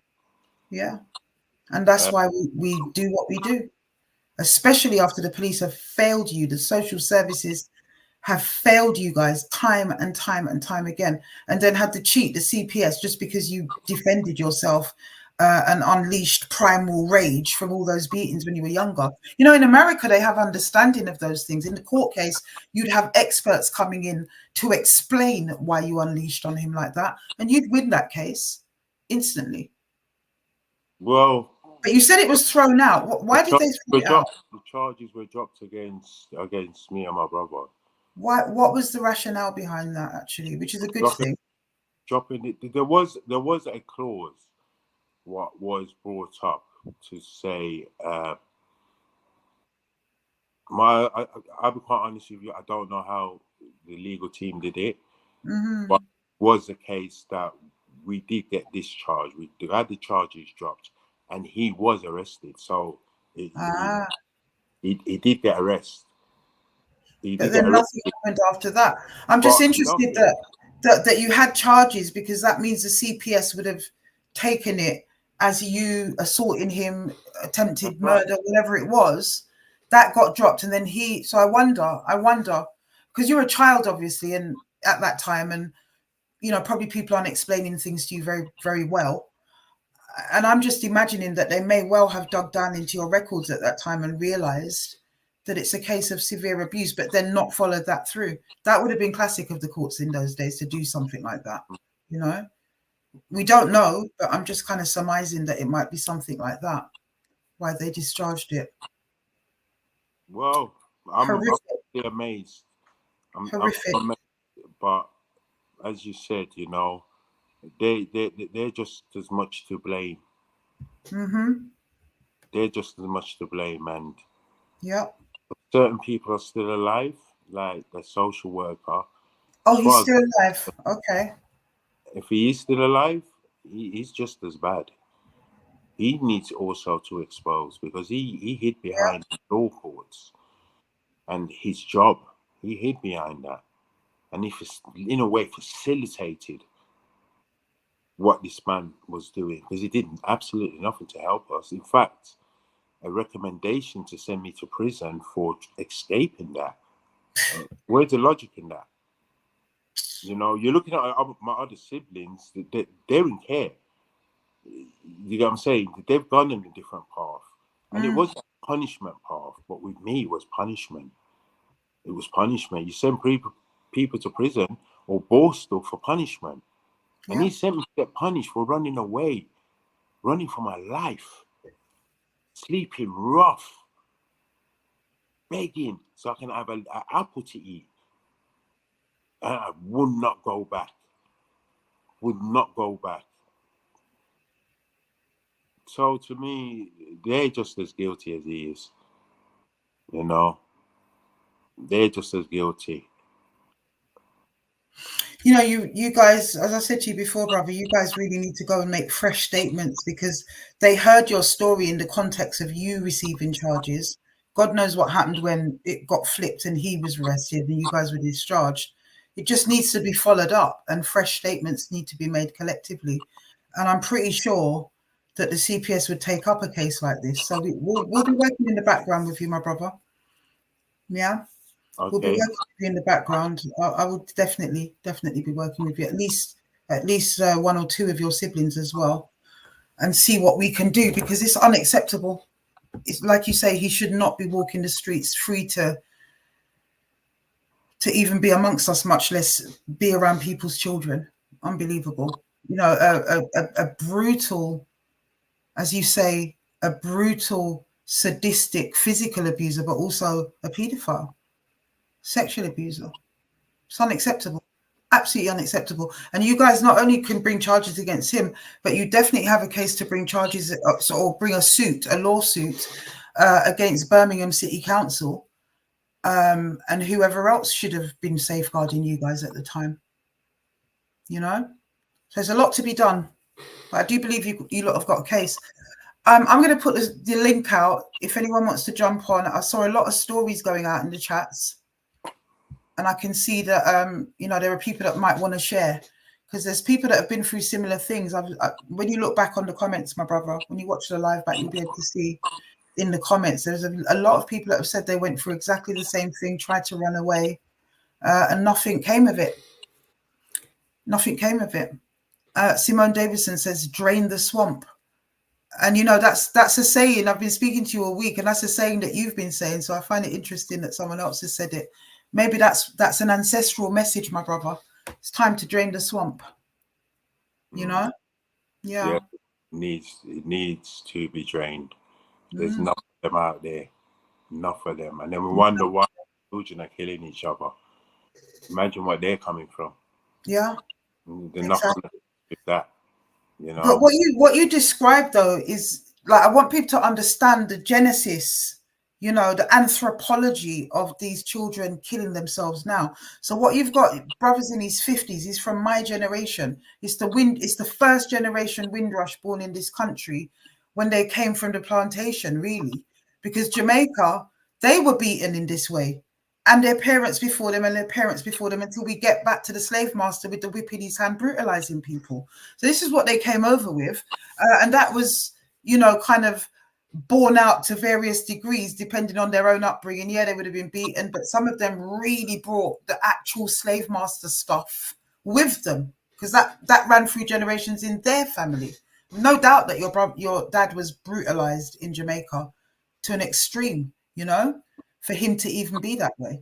But the point is that what you then see is our generation going through that, and what you described, brother, with the brothers in Short Sharp Shock at 13 and 14. You know, these were the guys in London that were doing the Brixton riots and all of that playing itself out. And then what came? Crack came. So many people got on that because of their trauma. Yeah.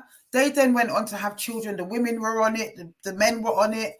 All this childhood trauma, as brother described, that was going on from before. They then start to have children, and those children go into the care system.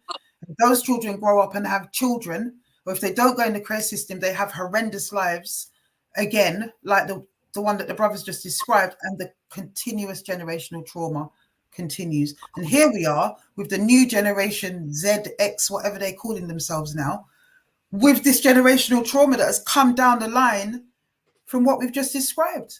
So if anyone wants an answer as to why the youths them are acting like that, and of course there are external forces, we'll get onto that, different subjects for different days, but there are external forces that realize this, who use technology and food and various other things to exploit that trauma.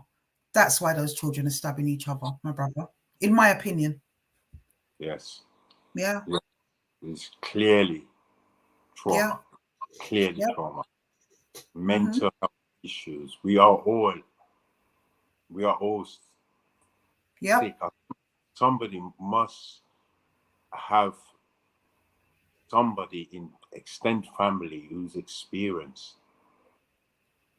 You know, no matter where you are, Manchester, Birmingham, London, Bristol, no matter where you are, these people are all over the place. Yep. And they're the ones who are the scars in our community. They're the catalysts to what we're going through in this day and age. You know, talking to younger people now, their biggest voice, what I'm hearing, especially with my own kids, we as parents, we don't listen to them. Because we've got this drummed into us by the way we've been brought up. Do as you are told, and if you don't, you're gonna get our boss ass for it. Do as I say and not as I do. That's it. That was the mentality. No back chatting, etc. You get what I'm saying? Even the times when it was respect your elders, and that's strangers. You know, you respecting strangers out on the street. If they see you do something wrong, they will step in and everything. But even these people what used to step in, it's like they had a right to abuse you as well. They had free reins to do that. I guess, you know something. I've seen it. I've felt it. I've seen it. I've got children myself. I'm not a grandparent yet, you know, but I just feel sorry. I've lived that life. I've lived it. I've gone to school. I've left school. I had my first girlfriend. I had my first baby. You've lived it. But in a lot of the ways, it's all designed in a systematic way to destroy or keep the black family down. I just happen to be on the extreme end of that. And I am sure there's millions of black people throughout the whole place, Caribbean, Africa, who experience similar, like it's the norm. It's like it's the norm. It's just to just accept it, move on, not realizing that we've just passed it on. No, I want closure in my life, and I want whatever years I've got left. You know, I want peace. You know, and I can't see me getting peace until I know justice is done. Do you get what I'm saying? What kind of justice? Some kind of justice. You know, somebody said, "Oh, it's a bit late in the day. You should have just leave him soon dead." No. No, I agree with you. It's not good enough. No. Not good enough, bro. Still alive, and as far as I'm concerned, you committed some horrible crimes against your own family. We had a case a few months ago, and I'm trying to remember who it was. I don't want to misquote the name, so I won't say it, or who I think it was, but I can't remember the name. But we had a case. It was out of Birmingham too, I believe. And now this man had several strokes, got, you know, just totally demolished in a wheelchair. And the case got bought by his daughter, I believe, or somebody connected to him. And the judge actually sentenced him on his deathbed, because he's literally on his deathbed. The judge sentenced him on his deathbed. It's got a particular name. Can you guys remember that case that we did, that we covered? And I can't remember. It was Junior Dredd. Yes, I was going to say it, but I didn't want to be wrong. Someone else said it. It was Junior Dredd from Birmingham, a well-known guy. And yeah, he was sentenced on his deathbed, and it had a name like McFarlane or something like that. The actual bit of law that allows the judge to do that, but he was sentenced on his deathbed. Yeah, so it can be done. Well, it will bring a lot of closure.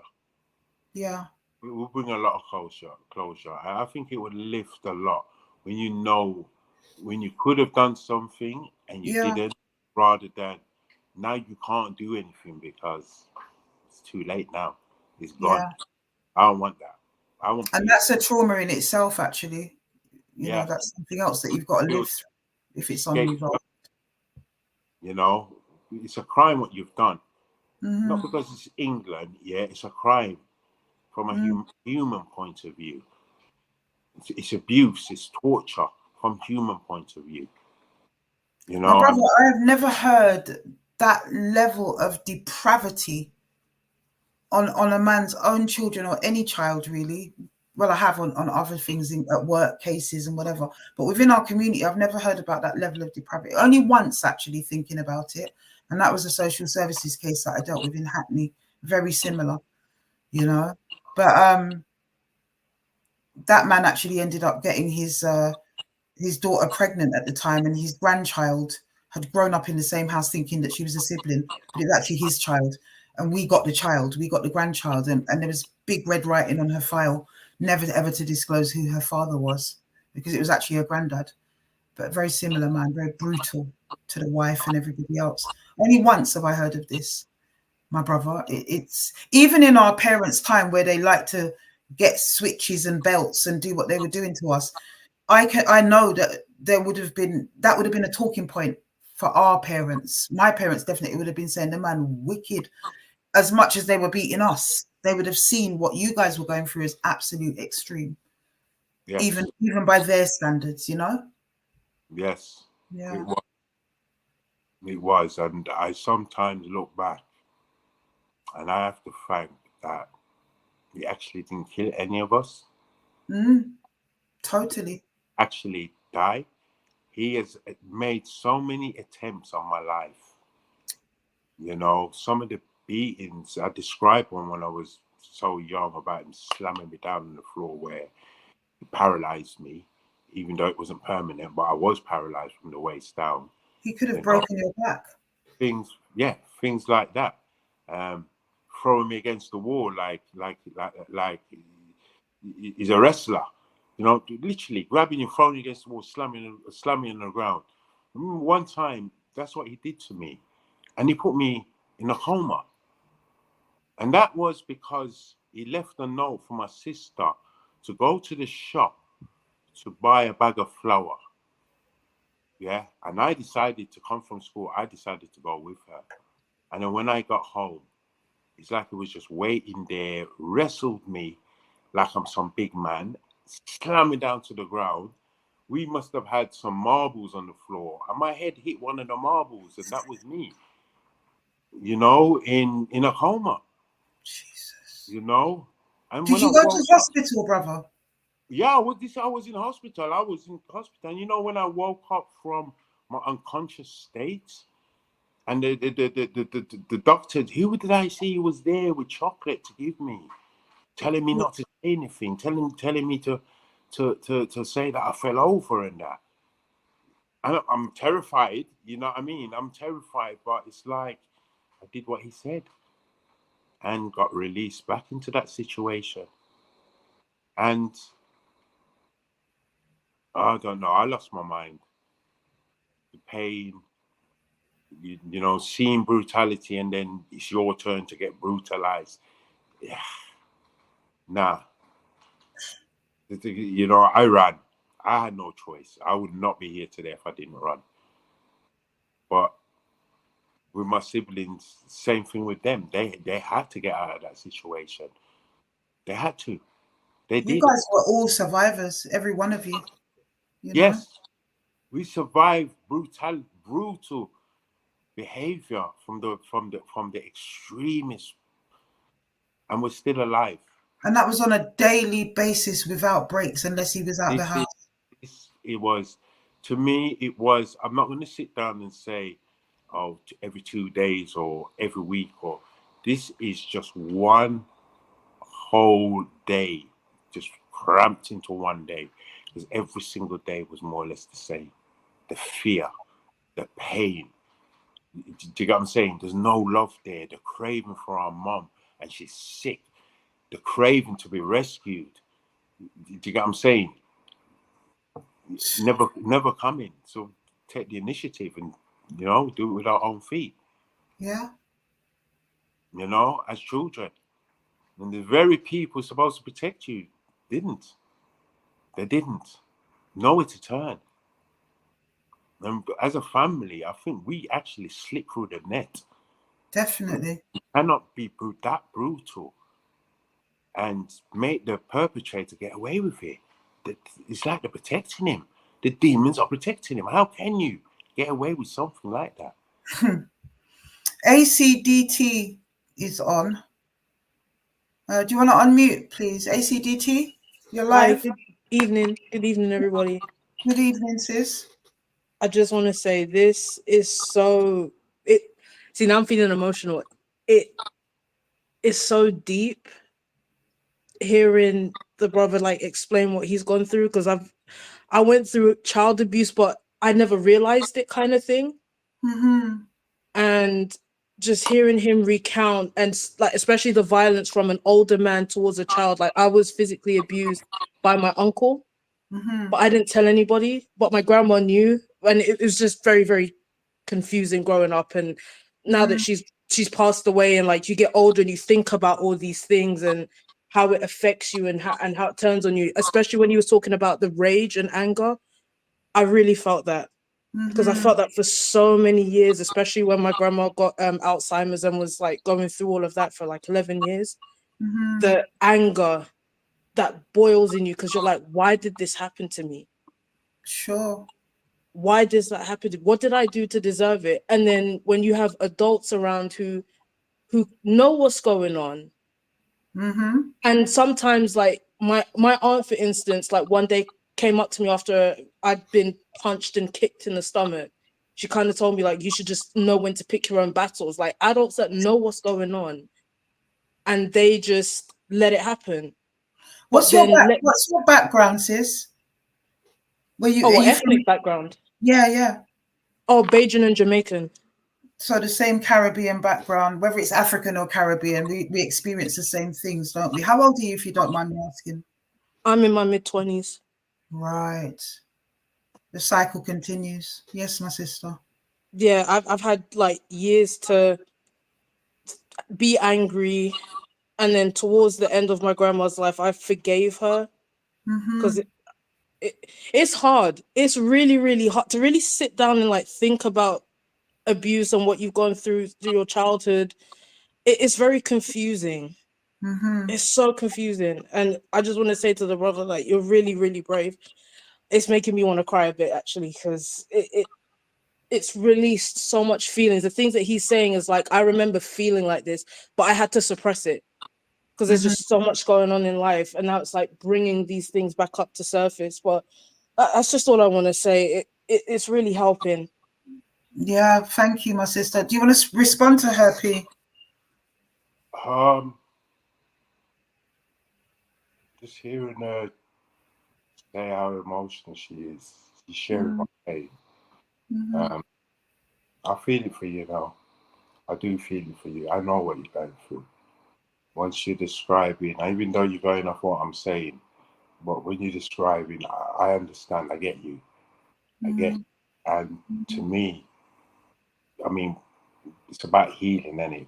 It's not our fault, but it's about healing. But what do we do to heal? What are the steps we have to take to heal? And as a big ass man as I am, I just think I first have to stop beating myself up, and in a way forgive myself for allowing it to happen. Forgive myself for not being in control of a situation, but letting it tear me down. And it's just being part of my life. I can't believe I am the age I am and still going through my childhood traumas, still dealing at this age, and constantly being reminded by siblings that this thing is not going to go away unless we get, we have to we have to do things, we have to heal. It really is heart wrenching knowing other people are going through. I don't want to hear another story like mine. I have to look at my brothers and sisters. That's their story. I know what they're going through. I get it. I understand. But other people, and I know there's hundreds of them out there. Thousands, millions. Unbelievable. But ACDT is in her 20s. She's the age of our children, And what advice would you give to her as a person who's been through the same level of physical abuse and trauma, that she doesn't bring that into her 50s? I don't know if you've had any counseling ACDT. I kind of, you know what it is, right? Like where I've had counseling, they don't, their thing is like, oh, just cut your family off. It's like, I don't think you understand. Like it doesn't really work like that in a Caribbean background. You don't just cut your family off. That's not how we do it. Sure. They're not understanding of culture. So I kind of pulled away from that, and I found that talking with people kind of helped. And like, yeah, I don't know, you kind of have to just carry on with But life. I'm gonna cut in. I'm gonna disagree with you. I'm gonna disagree with you. Sometimes you need to cut off family members. You need to cut yourself away. To me, it's about learning to love yourself. It's really about that. And if you're around people what's not contributing or bringing happiness to you, why would you want to be around them? I can relate to that, having not spoken to most of mine for like 14 years. Even if it is family members. And because it's family members, it makes you feel that you're obliged. You have to do it. You have to do it. Why?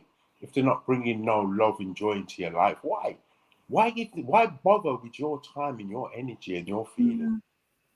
No, I would say it's easier said than done, my brother and sister said. It's definitely easier, but there are times when it gets to a point that they are so toxic that we have to make that leap. And even Asian people can kind of relate to that, because leaving that tight family structure through culture and all that sister just said is one of the most painful things you can ever do. But it is also one of the most liberating things you can do for yourself if you're on a healing journey from a toxic family, It will hurt at first. Lioness, somebody asked, Simone Davidson says, I can't wait till Afua can say you get therapy like Oprah. Unfortunately, Oprah can say that because we're in America, she's in America rather, where there's so much fantastic therapy, black therapy, who understands culture. Like sister was saying, there's such a lack of it here. And I've said it once, I've said it a million times in this place. I don't refer to therapy necessarily because I need to find a proper black therapy service that I can refer people to. I no longer practice one-to-one. You understand? So where are we going? There are black therapists out there, but many of them are usurped into the system. Unfortunately, they've got to eat their food and they're bound by certain things. And too many of us in this country aren't trained in intercultural therapy, in black therapy. You get that in America, you don't get that here. So who am I referring my brothers and sisters to? I've worked in that system for 35 years, and I'm really telling you, I would not put my traumatized brothers and sisters in that system to get therapy. If you can afford it, then you can pick and choose and try to find yourself a great therapist online from America who really, really knows the thing. Unfortunately, if you can have a black face here, all day long in these days and times, doesn't mean that you're getting the right therapy. They're going to give you the same type of, whether it's systemic or whatever it is, they're going to give you the same type of models and deal with it in the same way. And it's unfortunate in this country. So that's the reason why I don't say get therapy, get therapy. There are organizations. I do say to people that you should get therapy, but I don't necessarily refer them there. They have to do that. I'll refer them to an organization called NAPAC, and NAPAC sorts the rest out for them. And that's what I do. I refer to NAPAC. That's my only referral gateway. And perhaps that's something you guys should check out because they're actually really good. NAPAC, National Association for People Abused in Childhood. I don't know if any of the mods can find a link and drop it in the chat. National Association for People Abused in Childhood, NAPAC, NAPAC. Get us a link for that. But we've put it out once before in a few lives, but I should actually have a regular one. That's a great organization for people who've been abused in any kind of way during childhood. They can help you to access counseling.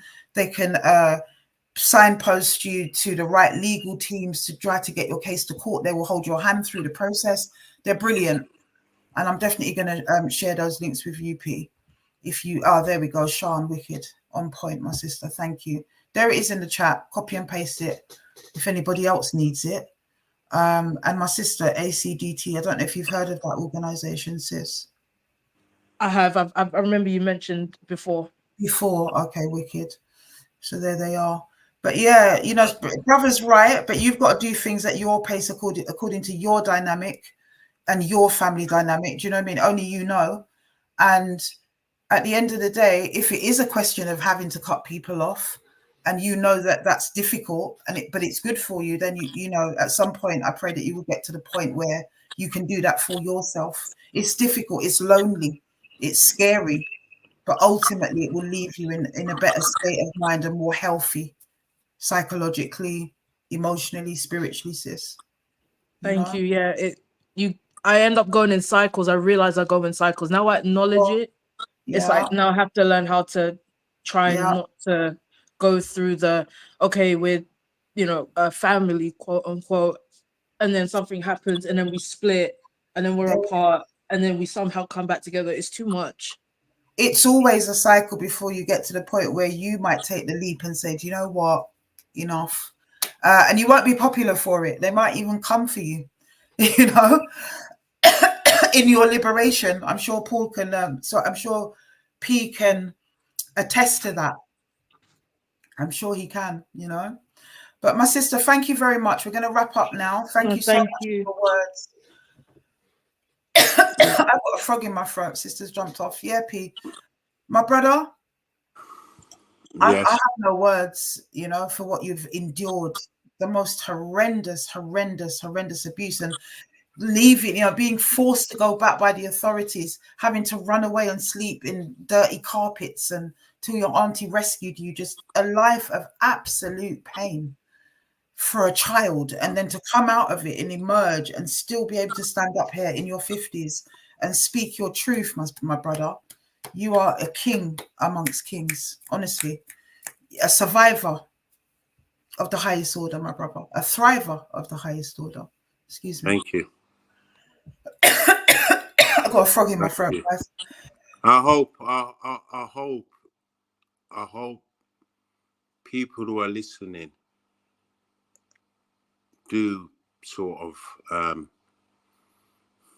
take on board what I've said and be brave enough to say, if you've got traumas, they can be dealt with.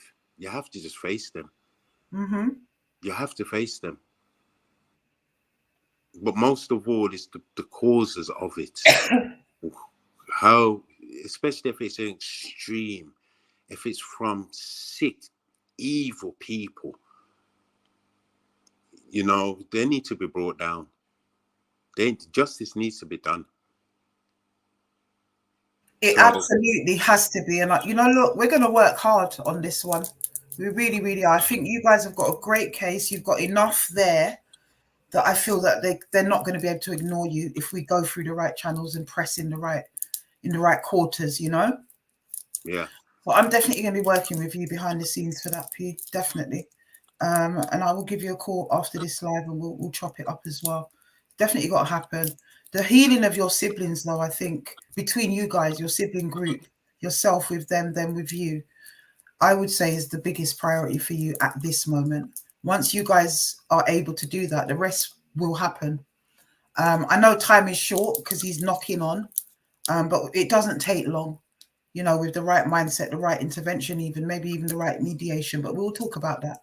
Yeah? Okay. Thank you so much for sharing and trusting us to share your story with us, my brother. Thank you so much. It is such a story of strength and valiance and survival. Honestly, I know that it has inspired a lot of people tonight. And as you've seen, there's a lot of survivors watching that have been totally inspired and maybe even inspired to tell their own stories, my brother. And if you do want to tell your own story, people, contact me on Afua Speaks Community Conversations. It's there under my name somewhere. Put that out. There it is. You can contact me there on Instagram. That one, not any other one. Look at it good. It has no dots, no capital letters, no nothing. Those are the troll pages. That is the one you need to get through to. Afua Speaks, one word, 69, is also my backup page, but I rarely go on there. People leave messages and I have to tell them to jump on this one. If you want to tell your story and you want to release your pain, then please contact us on the Instagram and I'll pick that up at some point. My brother, blessed love to you, my brother. You take care. Thanks, yeah. Have to salute you, brother. We'll speak soon, okay? Okay. All right, blessed love. Bye-bye. Wow. I'm just, you know, every time I spoke to that brother, even when he was telling his story, he wasn't aware, but I'd be crying behind the phone, like tears running and trying to steady my voice because I cannot believe somebody could be that wicked to their own children, you know. It's unbelievable, absolutely unbelievable what brothers endured. And so much evidence to support it, the social services record, the scars, it's all there. I just don't understand why the police have not done anything with this man. It's crazy. But we will be working. You're going to hear more from this case. I'm pretty sure of that. And I spoke to, as I said, his sister, who's unable to come on at this moment. But when she is able, she will definitely be coming on here and telling her very own story about that man as well. My God, people, my God. Lost for words, honestly. And you know what? Doesn't care how much they try to stop us. Doesn't care how much they want to try to fling me in jail or give me charges or question me at police stations or put bricks through my window or whatever. We will keep on telling these stories because our community needs it. And that is just that. Join me, brothers and sisters. As you can see, it's been flashing across the screen all evening at Lewisham Police Station, Saturday the 21st of September 2024 at 2 p.m. I will be we'll be rallying there, and I will be going in for questioning with my solicitor at 4 p.m. So please come down, man. Do that. I know it's tiring and everybody they're under it. We've got economic crisis, winter come. Come down and support the thing. It ain't just about social media. Come down and support the thing. Let us make some noise because it's too long. These people are walking around in our community. It's too long. Too long they've been walking around in our community. And it is, as you've heard, they was looking to send a brother to prison. How many times have we heard this? You understand? And definitely I am living this. So let us come and let us come in numbers. As I said, the victims of the person that I'm being questioned over will also be there.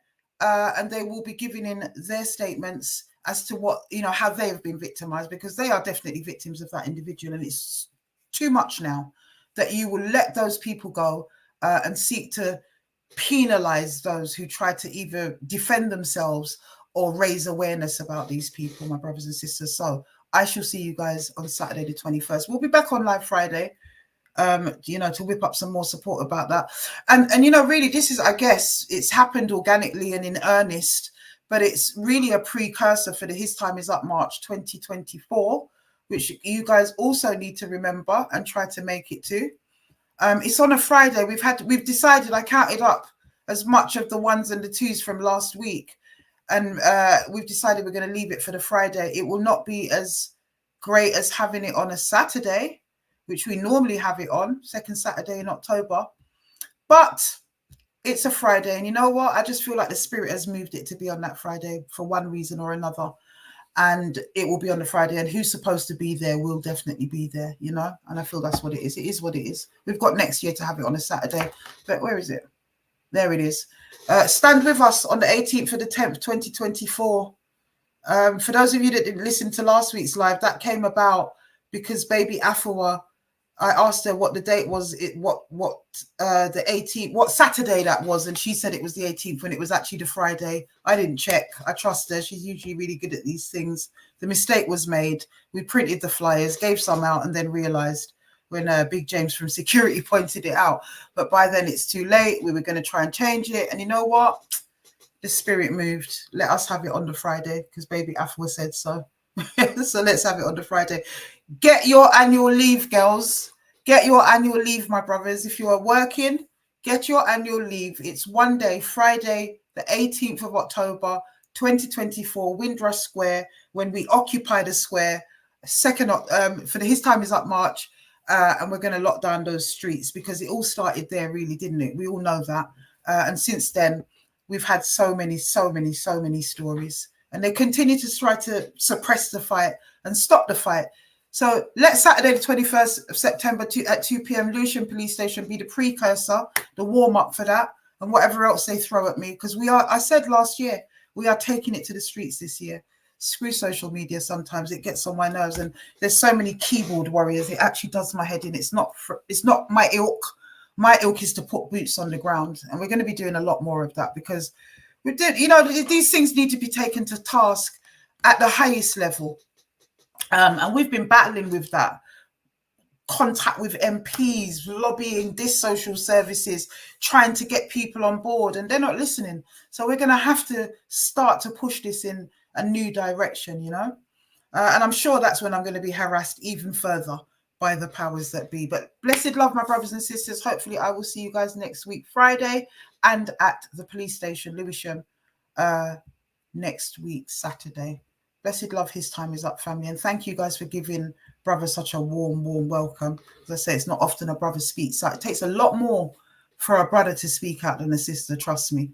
It's bad enough being a victim of abuse and not being able to speak out at all. But believe me, the brothers find it that much harder because of stigmas and various different things. So blessed love, people. Have a wonderful weekend. Enjoy it with whoever you're with and enjoy it wherever you are going. I'll see you guys next week. Look out for the bulletins on the Instagram page during the week. And I wish you guys Godspeed. Blessed love. Blessed love. Blessed love.